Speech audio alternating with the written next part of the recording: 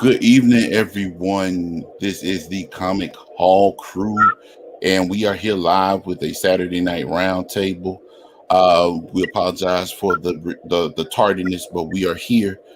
We are going to go ahead and get started. We're waiting on Mr. Stay Puft with Sean 19, Stay Puft 1983. We don't know who else is going to join us, but right now it's myself, Dusty Big Brown. To the right of me is Chris, aka live from the Batcave, aka Sis 2814. And coming back home from an assignment is Matthew Odom, aka Axel Foley. He is not on screen because he is fault and he is bloodied and bruised, and he don't want to show everybody his battle scars today. I'm just kidding. He's actually on his way home, so he's driving safely from Jonesboro, Georgia. Gentlemen, how are you all this evening? Doing good, brother. Doing real good. Great. Well, thank you so much for y'all joining, and thank you for the chat for joining. We appreciate y'all showing up. We actually got some messages before the show even started, so that's what's up, man. We're happy to see that we've got some interaction going about that topic for tonight. But as usual, what we are going to do, we're going to start our show with a segment that we call You Must Be Out of Your Damn Mind. And if you don't know about this particular segment, basically what we do is scour the internet, mainly eBay, for books that we feel like are overpriced for whatever particular reason. And we talk about that briefly. So what we're going to do, we're going to start with the very first book. I'm going to share my screen. And that very first book, I'm going to explain everything since Matt can't see. We have Strange Tales 89, CGC 8.0, the first appearance of Fiend Fang Foom. 8.0. 8.0. Now, for those that don't know, Fiend Fang Foom is actually a character that's going to appear in the Shang-Chi and Master, I think, the Legend of the Ten Rings or whatever it's called. Yeah. They dropped a trailer, which we're going to look at tonight on the show. And they actually shown a glimpse of them. Now, if you're familiar with the comic book industry and the comic book speculation in 2021, you all know that whenever stuff like this happens, whenever somebody sees a glimpse of a character, even a little bit, even a smidgen, if they see Fiend Fang Foom's left toenail on his right claw, the book is going to jack up. And that's exactly what happened. The book skyrocketed. Go ahead, Matt. Now, you know what? Yeah, you gonna laugh, man, but you know what? I think I bought that today. Is he, I can't see it because I'm driving. Is he in like on the right hand side there? Does it say Fiend Fang somewhere on that right hand side in the panel? It's actually on the left hand side. He's Fiend Fang Foom is in like a rectangular box, and Fiend Fang Foom is in red, and he's right above that. I'm gonna blow it up right quick. And I bought that today. I bought that Strange Tale that I thought about. I did. I bought that. I paid a whopping $10 for that. Get out of here, man. Yeah. When I get home, I'll pull it out the back. Yeah, I just thought about it when it hit me. I was like, this Strange Tale. I think I got that. Yeah, I damn sure did. Bought that today, $10. Well, ladies and gentlemen, go ahead, Chris.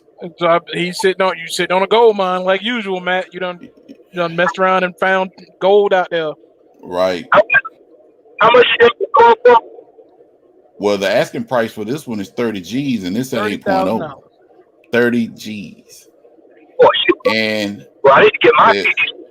I'm selling mine for 15. And the kicker, as usual, the shipping is $15.50. Which, in my opinion, I don't get it. Ladies and gentlemen in the chat, what we fail to realize, what we can't get our head wrapped around is the fact, and shout out to Sean Stay Puft for bringing this to my attention. I didn't know anything about it until earlier. But what behooves me is that someone not only is bold enough to offer or to ask $30,000 for this book, but they are also bold enough to have you pay for shipping. Yeah, that's so ridiculous to me that you asking for me to pay shipping on top of paying you $30,000. That's mighty presumptuous. That's just bold. Like that's what I've always said. That's ridiculous. It's asinine. It is asinine. It's totally ludicrous, to quote Mike Tyson. Just for the audacity that somebody can charge that much for that book and offer you to pay for shipping after you shelled out 30 G's. This is another situation where whoever owns this book should hand deliver this book to you personally. Mm-hmm. But that's neither here nor there. So we'll see. I've saved it in my bookmark, so I'm gonna go back another week or so and see if it's still sitting there or if they marked the price down. So we're gonna move on to the next book, and thanks for everybody joining. Davion Dalvin, if I pronounce your name correctly, thanks for joining us, sir. We appreciate your viewership. Simply incredible. Thank you, sir, for showing up. We appreciate your viewership. Anybody else that's watching incognito, thank you for being here. Next book on the docket. Now, this one right here was kind of like an iffy for me. X-Men 64, Marvel Key. This is the first appearance of Sunfire. I know you can't see it, Matt. And let me bring in Mr. Excitement himself that's sitting in the back. Let me see. Big Remo has entered the building. What's up, Big Remo? I'm with it. Hey, man, that's all right, man. Better late than never. And you know how we do, man. We got these books on the chopping block. Edward Smith, thank you for showing up. Appreciate your viewership, sir. Now, this one right here, man, I had problems with because I just bought this book last year. Y'all know I'm trying to get my run of X-Men, together. And I actually bought this one. Shout out to Stone Cold Steve down in Florida. Steve Whiten. He actually put me on to Urban Comics of Brandon in Florida. And I bought a mid-grade copy of this book last year that looked better than this copy for about $50. So they want $299 for this book. Now, what gives me for a set? Now, this is I'm on, since you can't see Remo. Matt's on his way back home from assignment. He'll be on shortly as soon as he get home. Okay. All right. So X-Men 64, Marvel Key Comics 1970, fine plus first Sunfire CGC with a question mark, and then 7.0 question mark. And then those magic letters, MCU. Now, everybody on this panel and everybody that's in the know knows that the X-Men has not even been considered at this point of being announced for the MCU. So why on God's green earth are you putting MCU behind this particular entry? I don't get it. And here is Stay Puff 1983, aka Sean. What's up, Sean? What's going on, fellas? Sean? So $299 for this book. So I think they're doing that's for isn't that I heard that they do it like that. That's trying to circumvent some of the way that you're allowed to post comics nowadays in eBay. I don't know personally because I don't sell on eBay or for that matter, but what I've heard is that people put that in there to kind of tell you that it's a fine plus or CGC. You should want to check it out if it's high grade or mid grade, a high mid grade or whatever. You know what I'm saying? If that means anything, but it's a good copy. Instead of trying to just tell you, you know what I'm saying? Hey, shout out to Simply Incredible Podcast. Hey man, Simply Incredible put I may sell some DC books and put MCU behind it. Hey, you know what? It might work. I don't blame it. Hey, he can put it exactly. We about to take it right up on top. He can put the crossover on there and put MCU. Hey, we got this week we got Loki doing Kirk Cowley Dog for shit. We get MCU and DC. Right. Exactly. Right. The Dexter's Man. Laboratory, MCU Right. bound. You know that type of thing, man. Crazy. That is just really bold to me that you, whether it's to circumvent or not, or whatever the case may be, like you ain't even went through the trouble of getting it CGC. You just like it might be a CGC 7.0. Yeah. Look at that spine damage. Look at That's fine. That book has been read a lot. Yeah. Look at that fade in the fingerprint, whatever it is, that acid transfer between Jean Grey and that capital dome. That's I don't know. 7.0 might be pushing that. CGC gonna look at that and be like, I mean, you got that color fading right there. You see all that? That's not a high grade book. No, that's not a high grade book at all. And see, that's how they get people. But you know, it was kind of like I can even deal with a couple of the ticks on the spine if the rest of the book was good. It's kind of like a statement that you had made a while back, though, Remo. When you see these kind of books and the seller wants to say that the book is a 7.0 or 9.4, and you go off and get the book graded, then what you gonna do if it come back a lower grade? Are you gonna refund that man's money based on what you told him it's gonna be? You know, that's crazy. That's why I don't even go off of the grades on books when I buy them online. I look at the pictures. I try and get as close as possible, and if I can live with what the pictures look like, I buy the book. And then when I look at the book, when I get it, you know what I'm saying, if it's not what it was advertised, then I'll respond to the seller. But I've never had to do that. Pretty much, I've been lucky that the books I've gotten have been, pretty close to what they said, if not better. So, how many pictures he got on there? There are 5. Hold on, let me show them. This is the one of the corner. As he's showing you, it's got breakage at the top. Yeah, it's got a lot of that. Yeah. Then that comic has been in a lot of backpacks. Yeah. Well, I mean, look at the color fade. That's what I'm saying. That's a fold in the top right corner. You can see where it's supposed to down. Right. Yeah. Right there. If you go to the bottom corner on the front, it has a nice size crease. Yeah. Right there, like right on the bottom. You could at least be trying to sell it to me in a poly bag. You just got it laying on the backboard on the.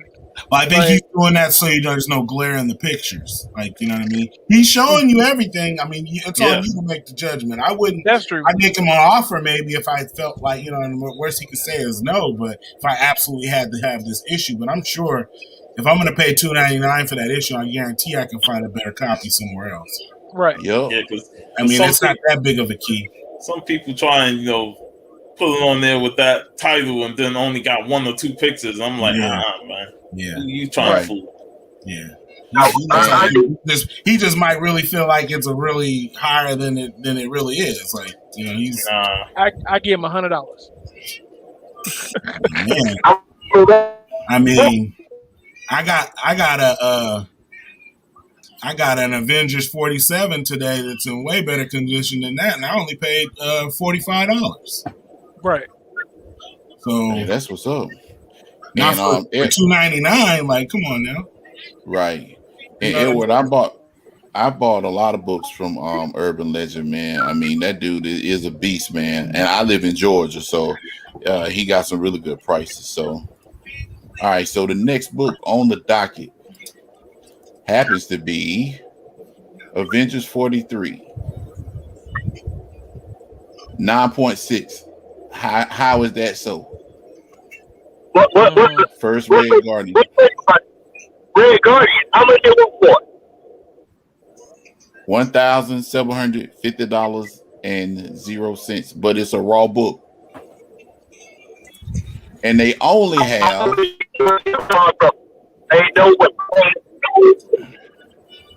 I mean, the cover looks good, but and I meant Avengers 87. It's Red Guardian. Yeah. Now he says off-white pages 9.6, 1967, Marvel First Red Guardian, Black Widow. See, storm me with all that grade and stuff. Just let me what they did, though?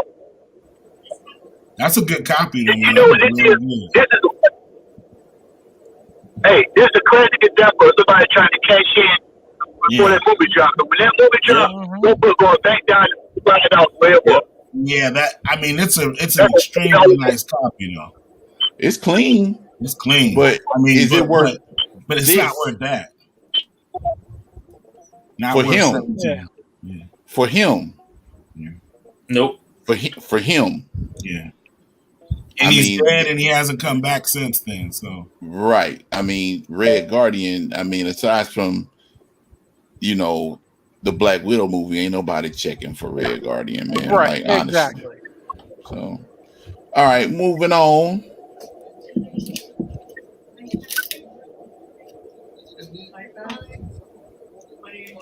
Eternals #1, 9.8, White Pages. Movie coming, Celestials, MCU. Next Guardians of the Galaxy. Man, come on now. $3,499. Man, look at Is that wrong? Is that wrong? No, it's graded, but I actually checked cover price, and I also checked Go Collect, man, and 9.8s are going for less than half of this graded CGC.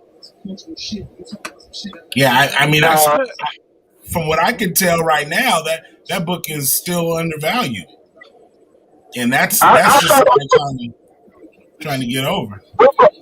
I saw that book today for $150. I seen one in recent weeks for around the same. It wasn't a 9.8, but a little less than that. It wasn't like they were, I mean, I guess they're charging a little pretty, but I mean, no, I can't see it being 3,000 yet. I say it's about it. If I just put a value on it, I bet it's about $350 right now. Right now, it's $350. Well, I don't understand is why he got to put next Guardians of the Galaxy. Right, I'm wondering about that too, John. Because they're trying to sell the book. And like I told you on your show earlier today, Sean, what they do, they know a sucker is born every minute, and they know that MCU, that Guardians of the Galaxy is something that's going to resonate with people that aren't normal comic book collectors. When they see MCU, they see GOTG. What does that mean? Okay, Guardians of the Galaxy. I might have to jump on this book. They looking for a sucker. That's what it is. Yep. They're looking for a sucker. I just look at the price though. It's like that's a very, very high price to ask for a book that most of us know isn't worth that. So, like you said, there has to be suckers out there that are looking at this and seeing that this book is thinking that book is worth this amount of money. You know what I mean? Like, there's no other reason I can see. We know that book. If I don't have to have a 9.8, I can go find this at an LCS for like you said, about $150, $200 if I want to pay on the high. If I want to pay on the high end. Let me tell you something, man, and Matt can attest to this. When we started doing this show back in 2016, one of the first books that we talked about, I mentioned it on the show, was this book right here. This was long before they mentioned an Eternals movie or anything. Right. Shout out to Origin Story Comics. I bought the full series, number 1 through 12 of this series, The Eternals, in the dollar bin back in 2016. Boom.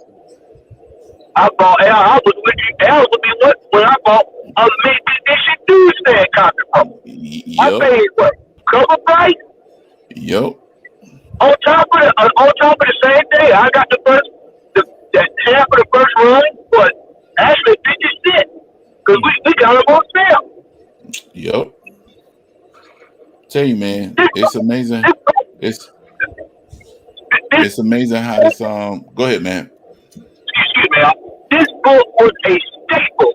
It still is. I still see copies of this in dollar bins. Yeah. This is a dollar bin special here. There's certain books like today. I found Mighty Avengers. These books that people are overhyping, y'all, a dollar bin special book. Yeah. You just gotta take the time to go to dollar bins, man. They're there.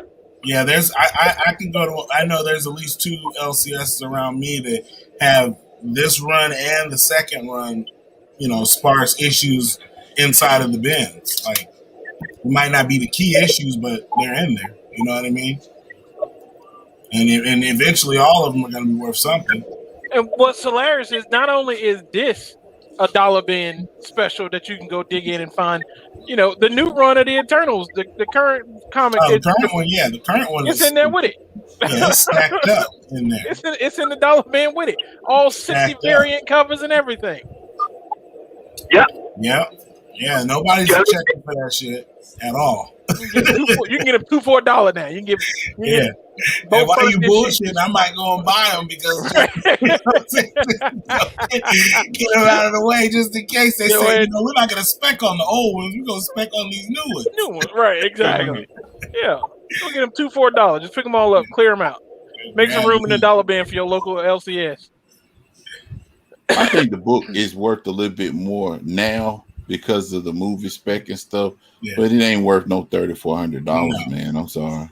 I would think a 9.8. I mean, being generous, like $500, and that's too much. But that's the price that I know that you can probably sell it for if you really want to get it off. But $3,400, no. I don't think nobody's gonna pay over $1,000 for a 9.8 Eternals #1. No, nope. I wouldn't. Nah, not for that. Man, what maybe that 30 ain't right mind. Well, I mean, if you're Because I gonna don't buy feel that like this 35 movie there, comes out, these books are gonna hold their value. Right. You know what I mean? I don't think any of these books are gonna be worth a bunch of shit after that movie comes out. And even if the movie's great, it ain't gonna have a serious lasting effect. Yeah, and it's not going to be like there's going to be a part 2, and and if there is a part 2, it ain't going to be about these books. It's going to be onto a new series that they're writing. Whatever they're writing in that part of it is what we're going to start talking about. Like, it ain't going to be from these runs. Like, I mean, because really, for me anyway, this original, Eternals run, like this, I've never read the stories, but for me, it's not even about the stories. I've been looking for them to try to find them. Because I like Jack Kirby's art. Yeah. You know what I'm saying? So for me, it's a matter of collecting them for the artwork that's in them. I'm not gonna pay $3,500 for a 9.8. A lot of these, I've read some of them. They're kind of deep books, man. So it's not like your average reader is gonna be checking for the Eternals. You know what I'm saying? Like, exactly. You had to be a real deal comic reader to really be into this because it was deep stories. It was about before. You know what I mean? So it's not like the superpowerness of it is like on some angel shit. You know what I'm saying? So it's not like, you know what I'm saying? It's a lot different than you know what I'm saying? Like like Iron Man and the Hulk and stuff battling against them. This is like they're like, shit, what's there to do? I guess we got to create something. You know what I mean? It's not like I don't see the Eternals even after the movie comes out. I mean, because for one, from the action figure side, because I collect action figures, like Marvel Legends collectors aren't even hype. They don't even like the figures that have come out for the movie. You know what I'm saying? So I don't see the Eternals becoming a household name from the MCU like Guardians of the Galaxy or Iron Man or Captain. You know what I'm saying? Ain't nobody gonna be watching the Eternals on Disney Plus on repeat when it drops. No. Now if they do some shows, some one shots, or you know what I mean, like an ongoing series, like like Loki and all these other shows, possibly, because then you got a long term thing of where you can introduce more characters and more storylines. Right. You got a long way to go before you catch up to where we're reading books. So you have a lot to work with. Yeah. But those books are, I'm not paying that much, and whoever gets this amount of money for this book has won. Yeah, they I'm gonna throw something in there. I'm gonna say this: the most important book in that the first few issues of Eternal is not even number 1. It's actually the one with the one above all. That's what number 5 or 6 or something like that. I can't quite remember right offhand. That's actually the one you want to gun for. That's the one that's coming out of the. Yeah. Yep. That's the one you want. Mm-hmm. Because that's the one that's probably going to revolve around the next phase of the MCU. Yeah. Yep. Yeah. Welcome, Jason, Lady Fantastic. Glad you all are able to join us. We got one more book on this discussion. We're going to move on to something else. I got you. This week, I promise. I got you. He got you. I don't know what he's talking about, Lady Up, but he got you. He got you. Reebo's got you covered. Okay. All right. So let's see here. Last one, y'all. Man. I can't even. I'm again. I heard the Hey, it's Tales to Astonish, number 90. It's a raw copy, very fine, in parentheses, 7.5. First appearance of Abomination, 1967, Marvel Hulk, Shang-Chi. $6.99 raw. $5 shipping.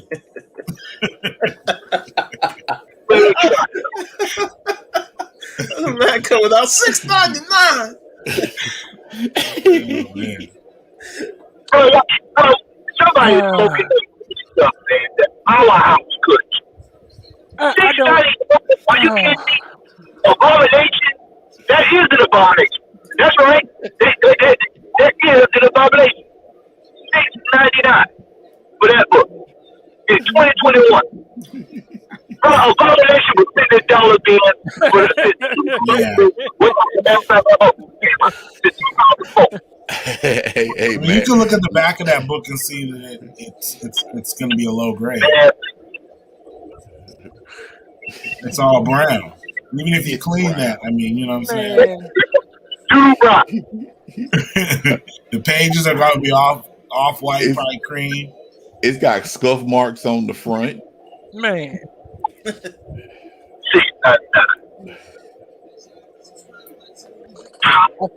And you knew what you were doing tonight, man.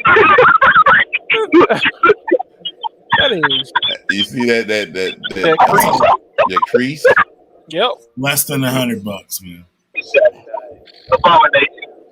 I give you $3.50. What is abomination? $3.50. I give you $3.50. You getting cover price for me? It's Man. $12. I'm giving you $3.50. Hey, it's got spine roll too, right? Okay. Yep. Yeah, that's spine roll. Yeah, because the whole 12 cent isn't showing. Yeah. No. No, bro. I'm not giving you $3.50. Hey, man, I got a question. Who is getting up on Saturday morning? And I bet you it's good friend. And driving to the store. Hey, sir, do you have the first appearance of Abomination? Yeah, I got it. How much you want for it? $6.99. Who's buying that? Who's looking for that? And you know he's trying to resell it because you know he probably put it out there the first time when Abomination showed up in the Hulk movie. You know he tried to sell it then, and it didn't move, so he's trying again because it done showed up in the Shang-Chi trailer. Yeah. The same people looking for that book. It's the same people looking for the first appearance of Bob Backlund in the WWF comic. It's the same. Bob Backlund. They be wilding out with these first appearances. I'm just waiting for a book that's just like just all kinds of just out of control. Just like first appearance of Bob Marley in the MCU. Just go ahead and just be. I mean, the condition of that book, the way it looks, for that amount of money, I wouldn't pay that amount. The spine roll on its own is enough for me to be like, I'm not paying you that, like, because that tells me you haven't been taking care of this book before you decided to sell it. Yeah. With the price he's selling this book at, you could probably still get a decent copy of the first Shang-Chi. Yeah. Over this. You should be able to find this book in way better condition. Oh, yeah. Probably for half the price. Yep. It's simply incredible. I'm almost there with you, man. Yeah. I'm so sick of spec. It don't even make sense. And yeah, Jay, Shang-Chi. Yeah, because they showed him in the trailer. Then all of a sudden, this dude's eyes started twinkling. And he said, Are we sure it was him? It was somebody. It looked. Okay. No, it ain't Mephisto. Mephisto. You got to show up somewhere. It is mine. There would be so many other things I'd rather spend that $700 on. If we're just talking about this book right here specifically, I would buy 10 other comics before I'd buy this book. To purchase this book, the only way I can see someone buying this book, you have to be a diehard Hulk fan to want the first appearance of like his foes and stuff. That is the only way I can see somebody buying that book and wanting to spend money for it. There is no other way. Why would you want a first appearance of Abomination? Like, what has he done? Like, honestly, like, It's just it's a minor key. I mean, it's a key, but it's like you said. There's no reason for it to be unattainable key because it's a nobody character. right, You know exactly. what I So mean? $699.99 for a character that's already been in a movie.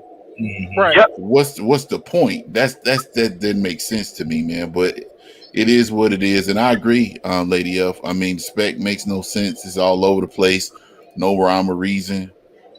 Simply incredible. I agree with you, Lady Fantastic. I'm there with you too. Yeah. Basically, people watch the trailer and then shit themselves. That's what it amounts to. That's all it is. You know what drives me crazy about Jeffrey this? Comic Is that Con. Thanks for joining. what drives me crazy? Yep, Jeff. What drives me crazy about this spec thing, y'all, is the fact that they spec on characters that, like we were talking about Red Guardian earlier before we went on the air. See now, These kind of characters are people that's gonna probably be on the screen 10 minutes and they you'll never see them again. Oh, you being generous. see, 10 minutes. Jeffrey is a Hulk fan, so that's why it makes sense for him to be trying to buy this book right here because that's part of his thing. But even he's telling you that not for this one. Yeah, I mean, I was at when me and Tito was at that con a couple weeks ago. This one guy collects Fantastic Four, and another guy came in and he collected all Bronze Age Marvel comics. He was missing two. Yep, exactly. One of them was Shang-Chi, and the other was Tuma Jackson. And I looked at him and said, "But after Star P, because I know he ain't gonna be able to afford getting them two books." And that's a damn shame that people that actually collect the runs and stuff. It's just like with Al and it used to be Alpha Flight, but Excalibur now. If people play these books, the way people are actually looking for the stuff, can't get it. Yeah. Me and Sean trying to get Savage Dragon. I tell Sean, good luck, just like he tell me good luck, because we already know. 100 to 120, 150, they want top dollar. Yeah. Unless you can throw up the button. Yeah. Yeah, but that's what I mean though. With this book right here, with the issues, spec, it ruins this it. shit here, nah. Yeah. Man. I just think the spec ruins it for people like you say. When you're collecting a certain runs or characters, when the spec comes in and makes books aren't worth anything, Right. skyrocket. So then people like Jeff, who's buying these books for a specific reason, he's got to save up for it. You know what I'm saying? In order to, instead of being able to just go find it somewhere because he needs it. And that's the reason why I don't like speculation as it exists right now. Exactly. And like I said on Sean's show earlier, it's like this, man. I mean, when you're dealing with people, I mean, let's be honest. Everybody that is interested in the comic books is not to the point to where we are in terms of our collections, in terms of the way that we collect and the way that we purchase comic books. You have some people coming into the hobby of comic book collecting with the sincere desire to want to read the comic books, to want to immerse themselves in the comic books. But when you have a situation, man, where you can't get a full run because out of a 200 issue run, 10 of these books are being spec'd hard on, and they average $100 to $300 per issue. Man, I don't care if you well to do, if you making $70,000, $80,000, $100,000 a year, that's still a lot of money, man, to be shelling out for one comic book. You know what I'm saying? Especially when the run jumps across different titles. Right, exactly, man. It's a shame, man, and I really feel sorry for people that are coming in trying to get these books because it's like, what's the point? I mean, you like, for example, Spider-Man. You have a collection full of holes for Spider-Man. I mean, and God forbid something like X-Men or the Avengers. You know what I'm saying? I mean, it's crazy, man. All the runs that have a lot of keys, good luck getting the full runs. there's a lot of keys, and every so many issues, there's going to be just holes. Right. Right, like they'll just Storylines, specific right. storylines. Like you go and you might find 2 out of the 5, then you gotta go. It might be 2 of the same ones at another store, but one, and you just gotta. It takes it more instead of being able to go to certain shops and they might have doubles of everything, and just kind of go through, pick the best one, and make your run. You know what I mean? That's all you can do. I mean, it's one of those things, man, where you just, like I said, man, at the end of the day, I feel sorry for a lot of the new comic book collectors. And I mean, it's not even just exclusive to Bronze Age and Copper Age stuff. I mean, even modern books will run you some money out the gate. You know what I'm saying? So depending on what you're looking at, yeah. Yeah. So some of these incentives that come out, man, it's like the shop owners even have to get a little greedy. Like I was gonna get looking for that. What is it? What's the new book? Alpha Gamma or something? Gamma or something? Gamma Flight. Gamma Flight. Uh-huh. So they had a cover that looked like where the wild ones are at, or whatever. You know what I'm saying? Yeah, I just want to say, like, man, that dude was selling it for normal price, cover price, and I was like, okay, I want 1 or 2. If you get 1, I want 1. If you get more than 1, I want 2. And then he hits me back. Oh, that's a incentive. I'm gonna sell that for $30. I'm like, hey, I just want to say, man, one of these days we gotta have Lady Fantastic on the show. Oh yeah, man. Hell yeah. Oh, most definitely. Please. And then I also want to say, Daryl, Simply Incredible. You know, he said earlier that that's why he's out of the hobby. But man, I miss you on my show, man. You need to come back. We ain't seen you on the show in a while, man. That is a plea. He's enjoying disc golf life. I know, man, but you can still come on the show and talk, hang out with us. Disc golf. I played disc golf a few times. I got friends that play. I don't know all the rules and everything like that. Looks fun. Man. Shout out to Simply Incredible, man. Awesome guy. Awesome. Yeah, I like that with X-Men 133, man. I don't like $50, and now that shit that's like $1,700. And X-Men 129 for $400. That's insane. Yeah. And it'll be a beat up copy too. Right. Not even a good one. Yeah, beat copies they want all that. Hey, can I can't stand those facsimiles going more than cover price, man. It's ridiculous. People slapping the facsimiles and selling them for higher price. I'm like, that don't make no sense. Yeah, that's ridiculous.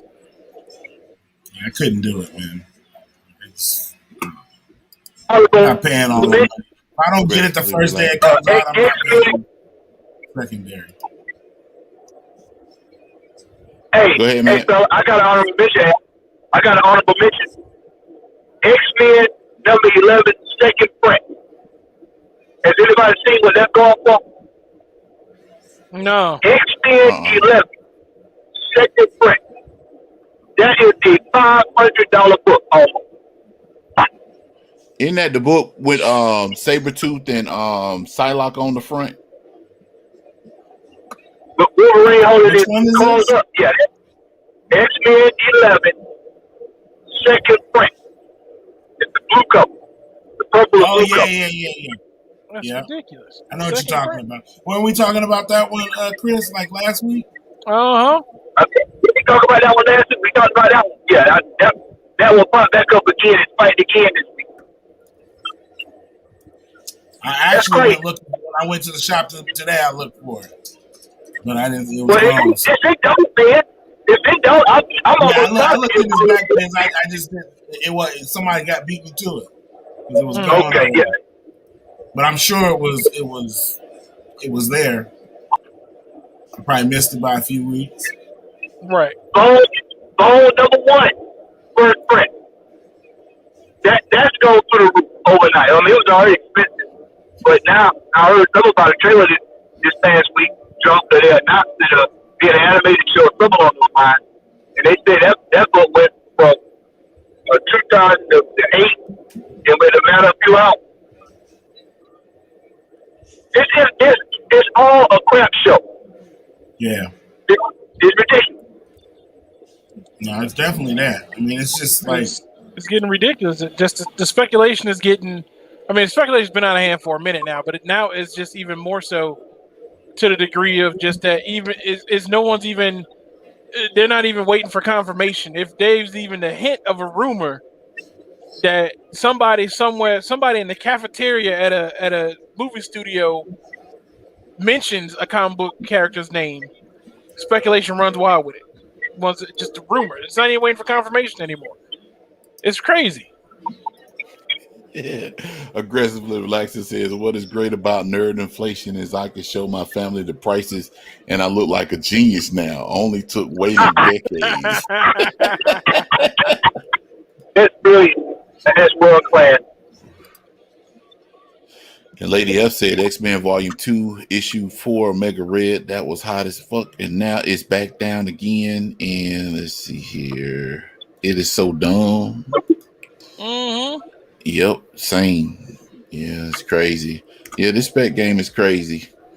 But we're moving on into the next segment, which is the top 10 comics of the week, courtesy of coverprice.com. And as you can see, number 10 on the list is Venom number 9, 1 in 10 variant. It looks like it has an increase of 333%. Top weekly sale, $1,025 for a graded comic. What? That was I wonder if it was a 9.8 or a 9.6. I don't know, man, but that's a lot for a book that just came out three years ago. Right. But hey, it is what it is, you know. $1,000. Number 9, Usagi Yojimbo. Number 20, Jesus Herves 1 in 10 variant. 7-day trend is 301%. Top weekly sale is $100. Weekly unit sold 18. It is interesting to see Usagi Yojimbo hopping up around. To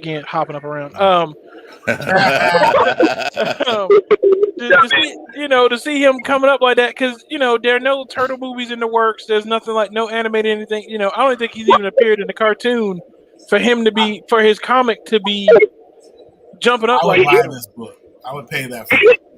He's actually got a cartoon coming up on Netflix. Yeah. I would pay that for this book only because I know how hard it is to get this book.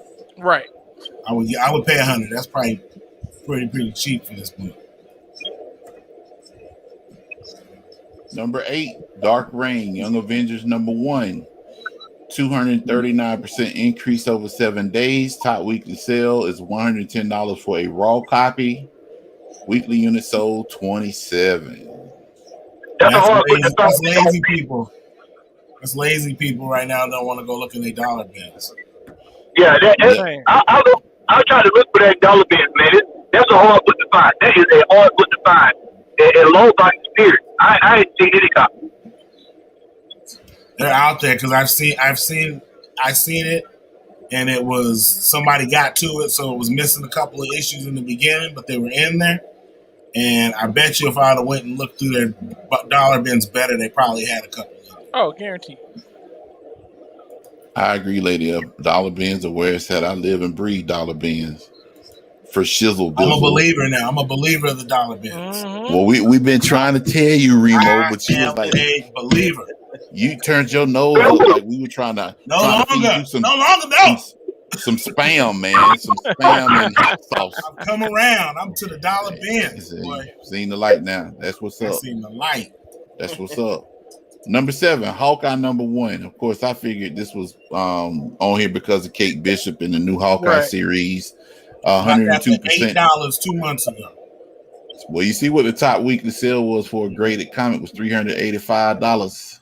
And found another in a dollar bin. See, both of them is probably high nines. See what you've been missing, Remo? Hey, Al. I found. I'm a believer, baby. Yes, sir. Yes, sir. Hey, Shannon find that book at the store that should remain nameless for $4. Yeah. Huh. Yeah, it's only spiked in the last few weeks, and it's like now if you don't got one, you ain't getting one. Yeah, exactly. And I ain't paying more than I spent for it. See, Remo? Mm-hmm. Tito, what's up, Tito? What's going on, man? Yeah, you can find some hot fire like Dylon in them dollar bins. I've been finding some good books. Whatever I go and look in the back bins, if they're missing, I go hit the dollar bin, and you find the same ones they got lazy and didn't want a bag and put inside the dollar bins. Right. Hey, Kingdom Tito said found like 10 of them for $1. There you go. And the dollar bin always got to buy 5, get 4 for free, and then you also get a regular size book for free too. You know what I mean? Like you got them crazy deals, and you find all kinds of stuff up there. You find them in the dollar bin, and you start getting like. You start talking like Teddy Long. Holla, holla, holla. Exactly. Find them in the dollar. Holla, holla.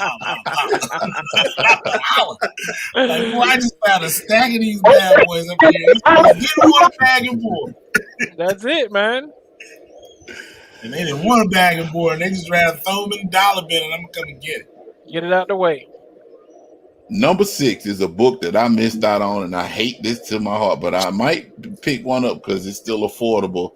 The Nice House on the Lake at number 6. Top weekly sale, $21.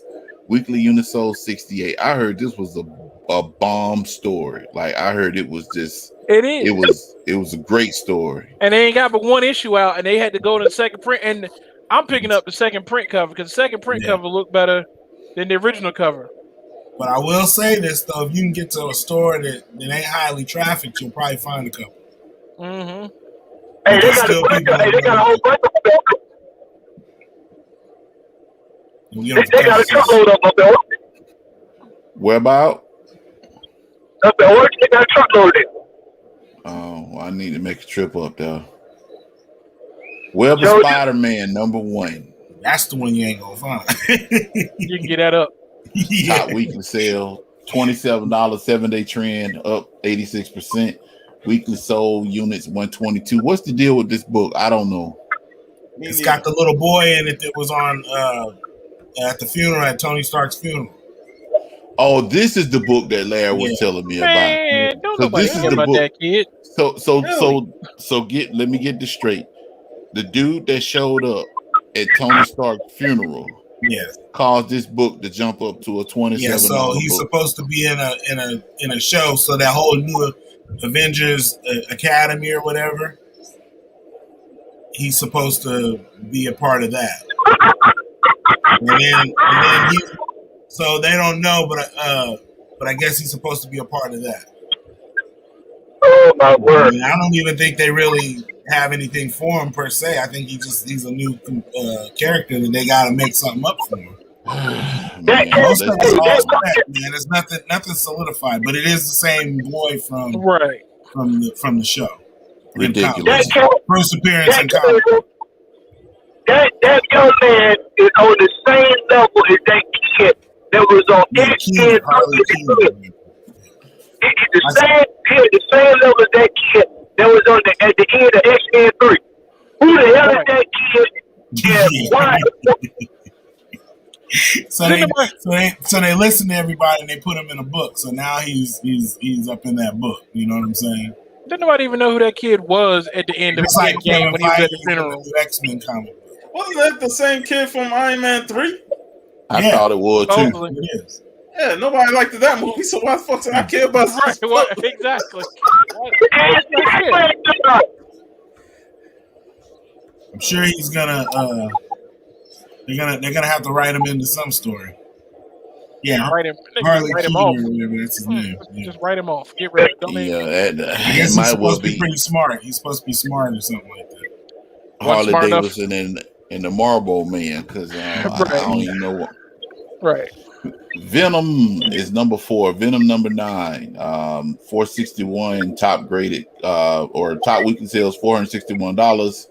79 units sold this week. Thor Annual number 18 is number 3. Dollar bin. Yeah, I've seen this in plenty of dollar bins. But the graded top weekly sale is $510, man. That's crazy, man. Unbelievable. I swear I seen this at the beginning of this, like at the beginning of the year. I seen it like a bunch of copies of that.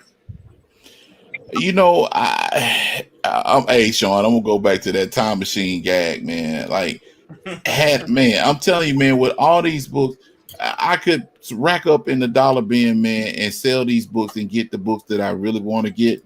Like hindsight is 2020, man, but I'm gonna do better from this point forward, man. F the BS, man. I ain't lying for real. So right before COVID, I stopped going to that shop because of that Bitterroot 7 that I told you about with the Do the Right Thing cover. And me and remember the dude tried to charge me more for it instead of what he honored the price. Yeah, I I remember that left song. behind a Venom. What is that? Number 3, the one where he's with the first appearance of Noel. Is that 3? Yeah.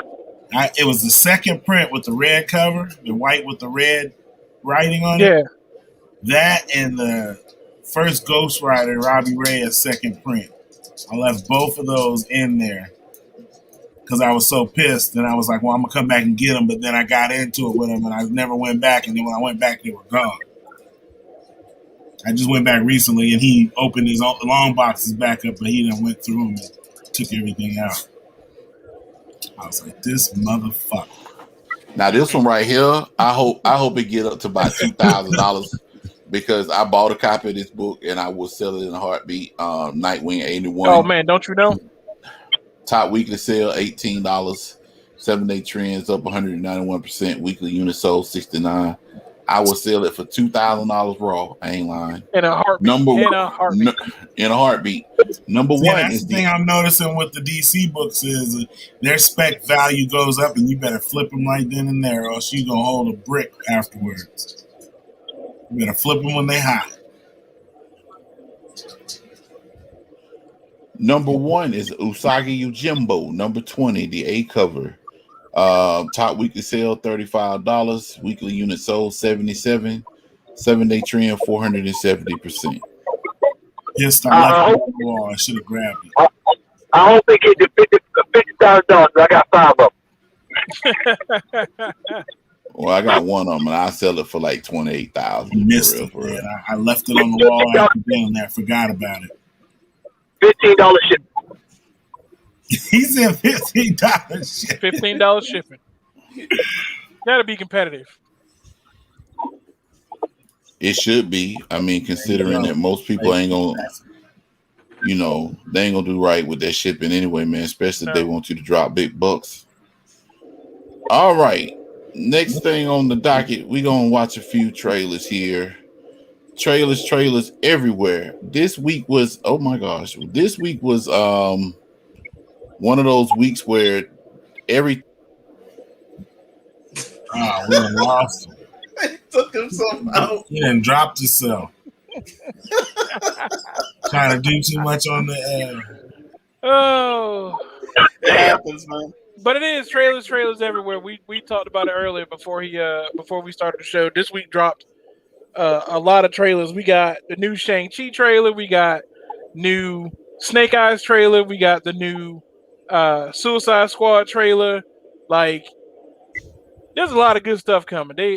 Al said it earlier that they really trying to get us back to the movie theaters with the trailers they dropped, the movies that they got coming. A lot of good looking movies are coming. It's incredible, man. I mean, the way everything is going down, man, and it's like all the trailers that I saw this week were like nothing short of like, I ain't gonna say amazing, but they are really trying their hardest to get everybody back into the movie theater. So what we're gonna do, we're gonna start off with the most recent, and all these are the most recent trailers that dropped this week. And in case someone in the chat hadn't watched them, we're just gonna go through them real quick and give our thoughts at the end. So first one is gonna be Black Widow.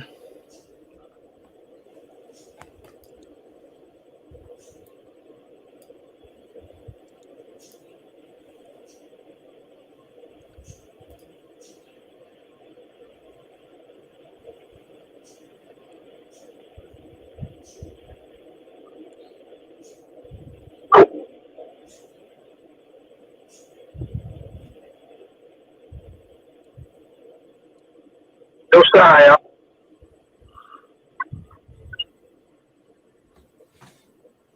I'm trying to avoid copyright or something. So I don't blame.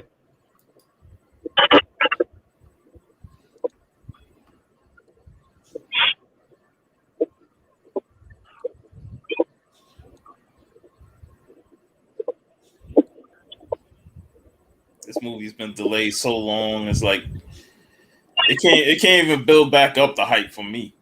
Right, like that's my thing too with it. Like Black Widow's been waiting. It's been waiting so long to come out that it missed its own hype train.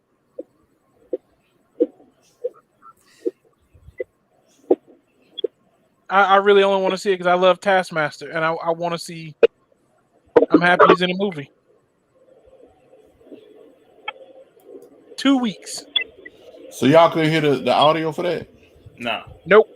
Okay, I don't know what's going on. YouTube is tripping because the volume was way up just then. But anyway. Make sure you check that audio box. You share your screen out. Let me check. Hold on. Just go. Right when you share, it'll say check audio. It'll say audio. Ooh, there's a trailer I missed. I did not see the Candyman Yeah, I did trailer. not see the second Candyman. Dude, man, this trailer right here. Hold on, folks.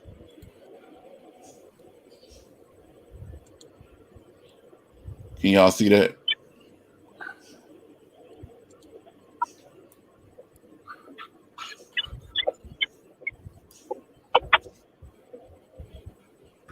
All right.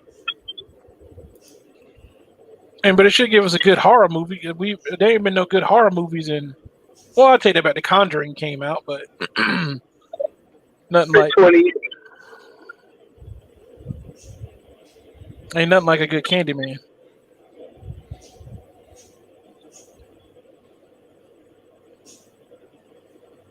Fried chicken and honeybee.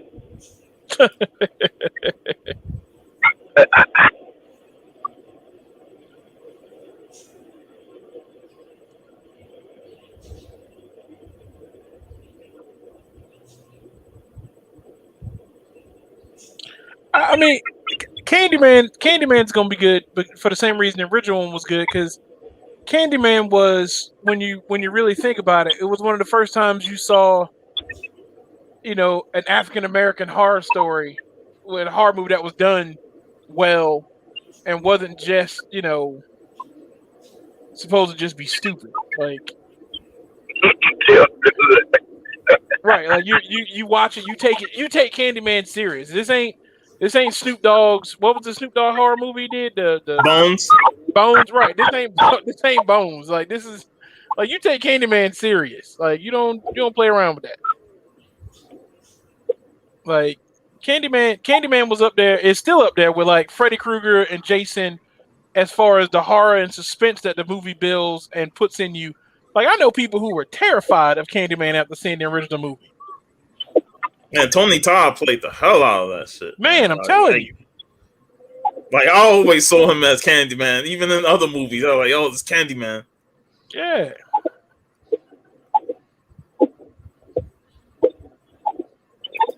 And I feel like this one's gonna be right there with it. Like, it's gonna be right there with the original. It's not gonna replace it. It's gonna be right there at the same level.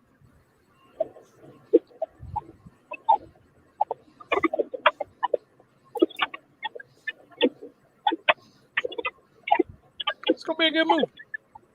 It's one of the movies I was definitely looking forward to. I didn't even know they put a new trailer out, and this one makes me want to see it even more. August 27th. Hold up. Y'all know who? I did not realize that she was in it. That's Monica Rambeau from from WandaVision. I didn't know she was in the movie. Me neither. Yep. She moving on up in the world. I sure don't gotta go watch it now. Yeah, she looking pretty good in it too. Gotta support. All right. Yep. Next one. There it is.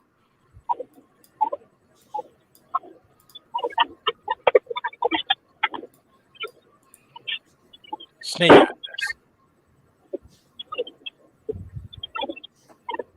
It wasn't that long ago when the first trailer came out, so this is pretty quick for a second trailer. Al, she's the new Mbouche, right? Yeah. Well, that was.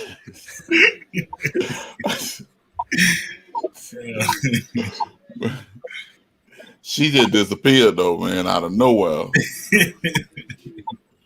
She just hitting everything. You just like, ooh, wait, she cold.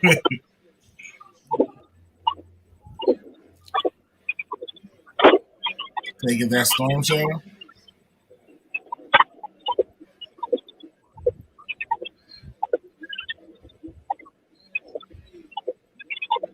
I don't know, man. I just feel like Snake Eyes lost a lot of his mysteriousness about his character, with his face being shown the whole time.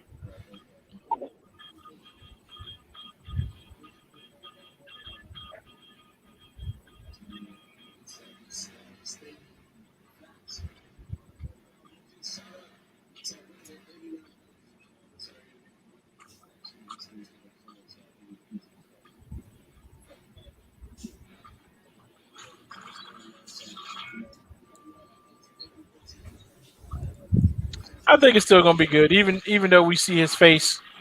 Yeah, I mean, to me, it was never about that. I just don't want them touching his origin story.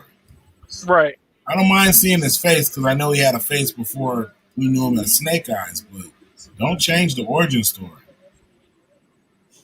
Like, and I know it's one of those things as far as G.I. Joe movies are concerned. It's not like the bar is really high with G.I. Joe movies, So it's not like this movie's got to do a whole lot to be better. But at the same time, I think it's going to end up being like the best of the G.I. Joe movies. You know what I'm saying? Like from here on out, like they're all going to have That's not this hard to compare it to. Well, I know it's not hard to do, but I feel like from this point on, he's a character you can't change his origin story because it's who he is.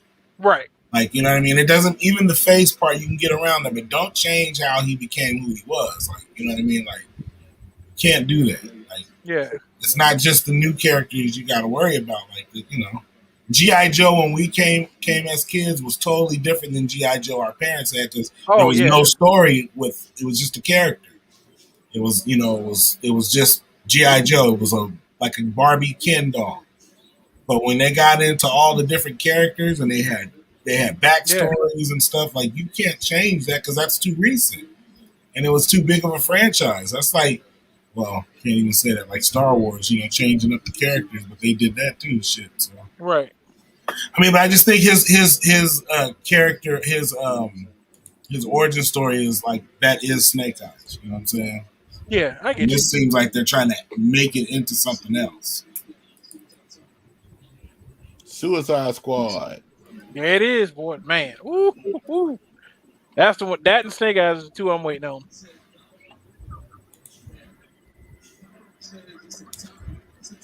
But you know what's really interesting about this is that even though Idris Elba has been he's been announced to be the character for forever. You know what I'm saying? But it wasn't until this trailer when Amanda Waller talks about how he shot Superman that people took notice and went up in arms and it created this whole commotion about him using the kryptonite bullet and shooting Superman. It's like it's one of those things that we've talked about on the show about how people are pop culture fans, like they only know what current society or social media tells them to know about. Because if you've been a fan of the comic books, you know that you might not know the character entirely, but you know he shot Superman. That's his one huge claim to fame. Like you put a bullet in Superman, like and so it was so interesting to me that when they talked about it in the movie, and then everybody was just like, "Oh my god, he shot Superman with a kryptonite bullet." People were just, and all of a sudden everybody starts riding his coattails because they think he's such a great character because he was smart enough to use a kryptonite bullet to shoot Superman. And it's like, yeah, he did it, but he wasn't the first. Like, see, but that's the thing. Like DC, all their characters they can't win for losing. Right. You know what I'm saying? It's like because of what their stories are. Like Marvel characters, they tend not to stray too far from who they are. In DC characters, they go all across the gamut. Like they invest a lot into their storylines. Yeah. Where they don't do that in Marvel. I think it's interesting that they basically have the Suicide Squad fighting the Starro, which is all kinds of, the Justice League ain't even done that in the movie yet. And they didn't even. I don't think they won when they did it in the comics. And here we got the Suicide Squad gonna be going off against them.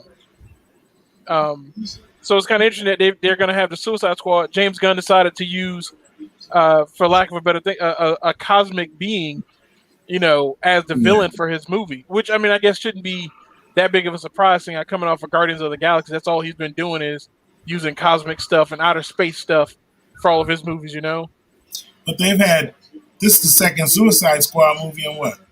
8 years? 5 years? Something like that, yeah. I mean, that's good. I mean, they got a second one. That's good. I mean, there it is. Shang-Chi and the Abomination of the Legend of the Ten Rings. That's basically what this movie should be called now.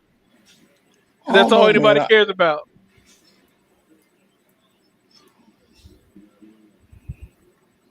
When the trailer dropped, that's all anybody on Twitter was talking about was Abominations in the new Shang-Chi movie. It's like, but did the trailer look good? Before Abomination aside, does the movie look good? That's all anybody wanted to talk about, though, was Abomination being in the movie. And it's just like, well, there's other stuff. Does the Kung Fu look believable? Does it look better than Iron Fist? Yeah, it looks like he used the people from what's that show? Crouching Tiger, Hidden Dragon. Right. I thought what was that AMC show that we used to talk about? Oh, the Badlands. The Badlands. Badlands, yeah. That was. Yeah, that shit was hard. That was some hard kung fu right there. Yeah. I remember when he flipped that dude over in the first episode, broke his spine. I'm like, dang. Sometimes it got to be like that. Oh, damn, Frisco. Why all the movies taking place in Frisco? Cheaper to film. I don't know. They wanted to get away from New York, man. I love Death Dealer, though, man. Death Dealer was like, I remember buying that comic and everything. Like, that was my favorite dude on there, man. This part had people talking. Kraken?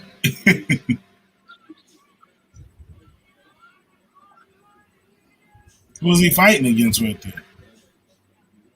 Huh? Who was that he was fighting? Oh, there's Abomination. And that does Wong. That does look like Wong from Doctor Strange. So hold on, are we sure that's Abomination though? That is the Abomination confirmed. It looked like him. That's the rumor. But going I mean, around. confirmed though, because they could say that's not him.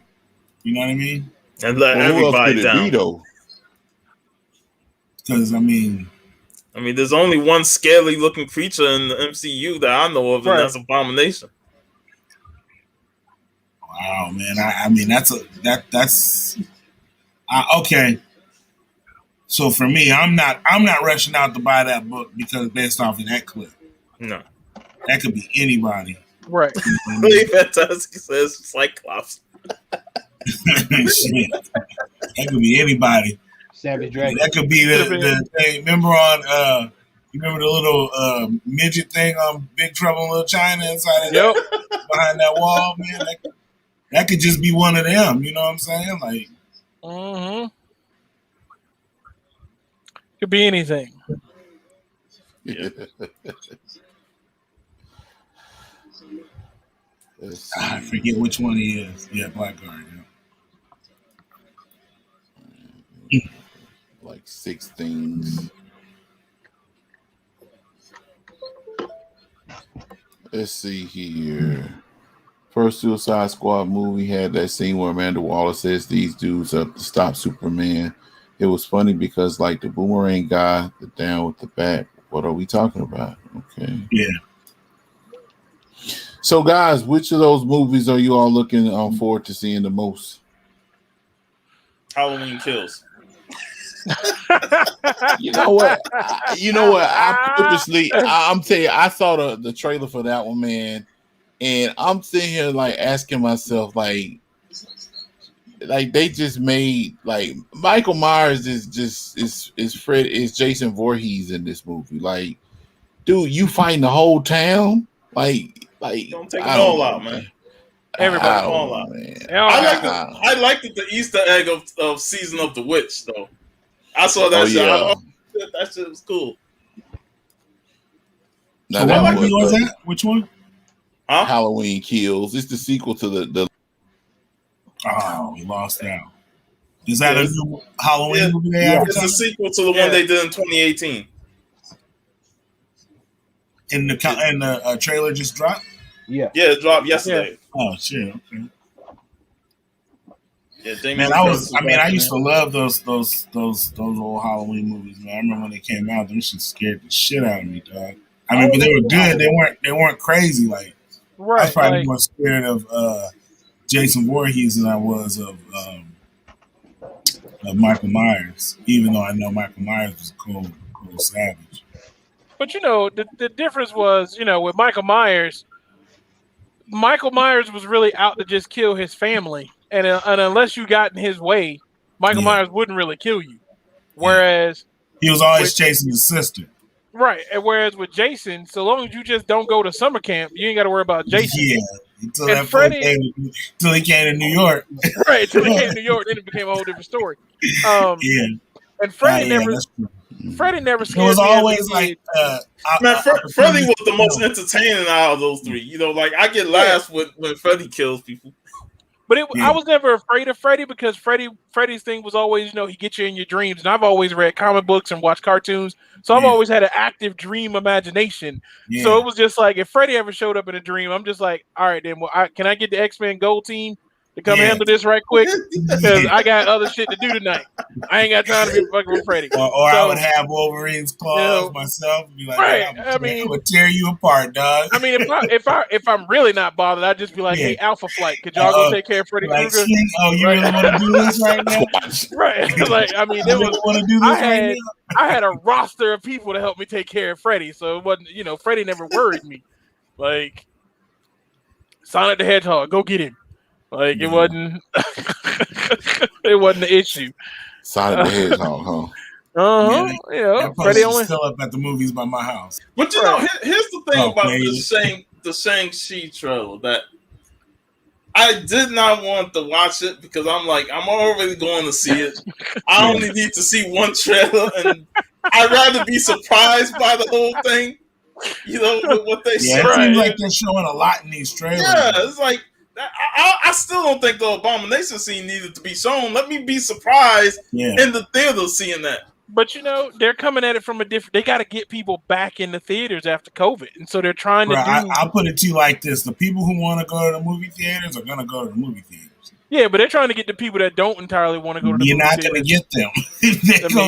I don't care what you show. If you can watch that movie at home, the people that want to go to the movies are going to go to the movies, and the people that want to stay home and watch it are going to stay home and watch it. Well, I mean, as for me, I want to watch all of them at the movie theater. Yeah. Man. I'm telling you, especially, I ain't gonna lie, that Shang-Chi, I want to see that in IMAX, and I want to see that Snake Eyes in IMAX. Man, I'm telling you, that Shang-Chi, bro, it's crazy, right? Crazy, but I came back from Vegas last night.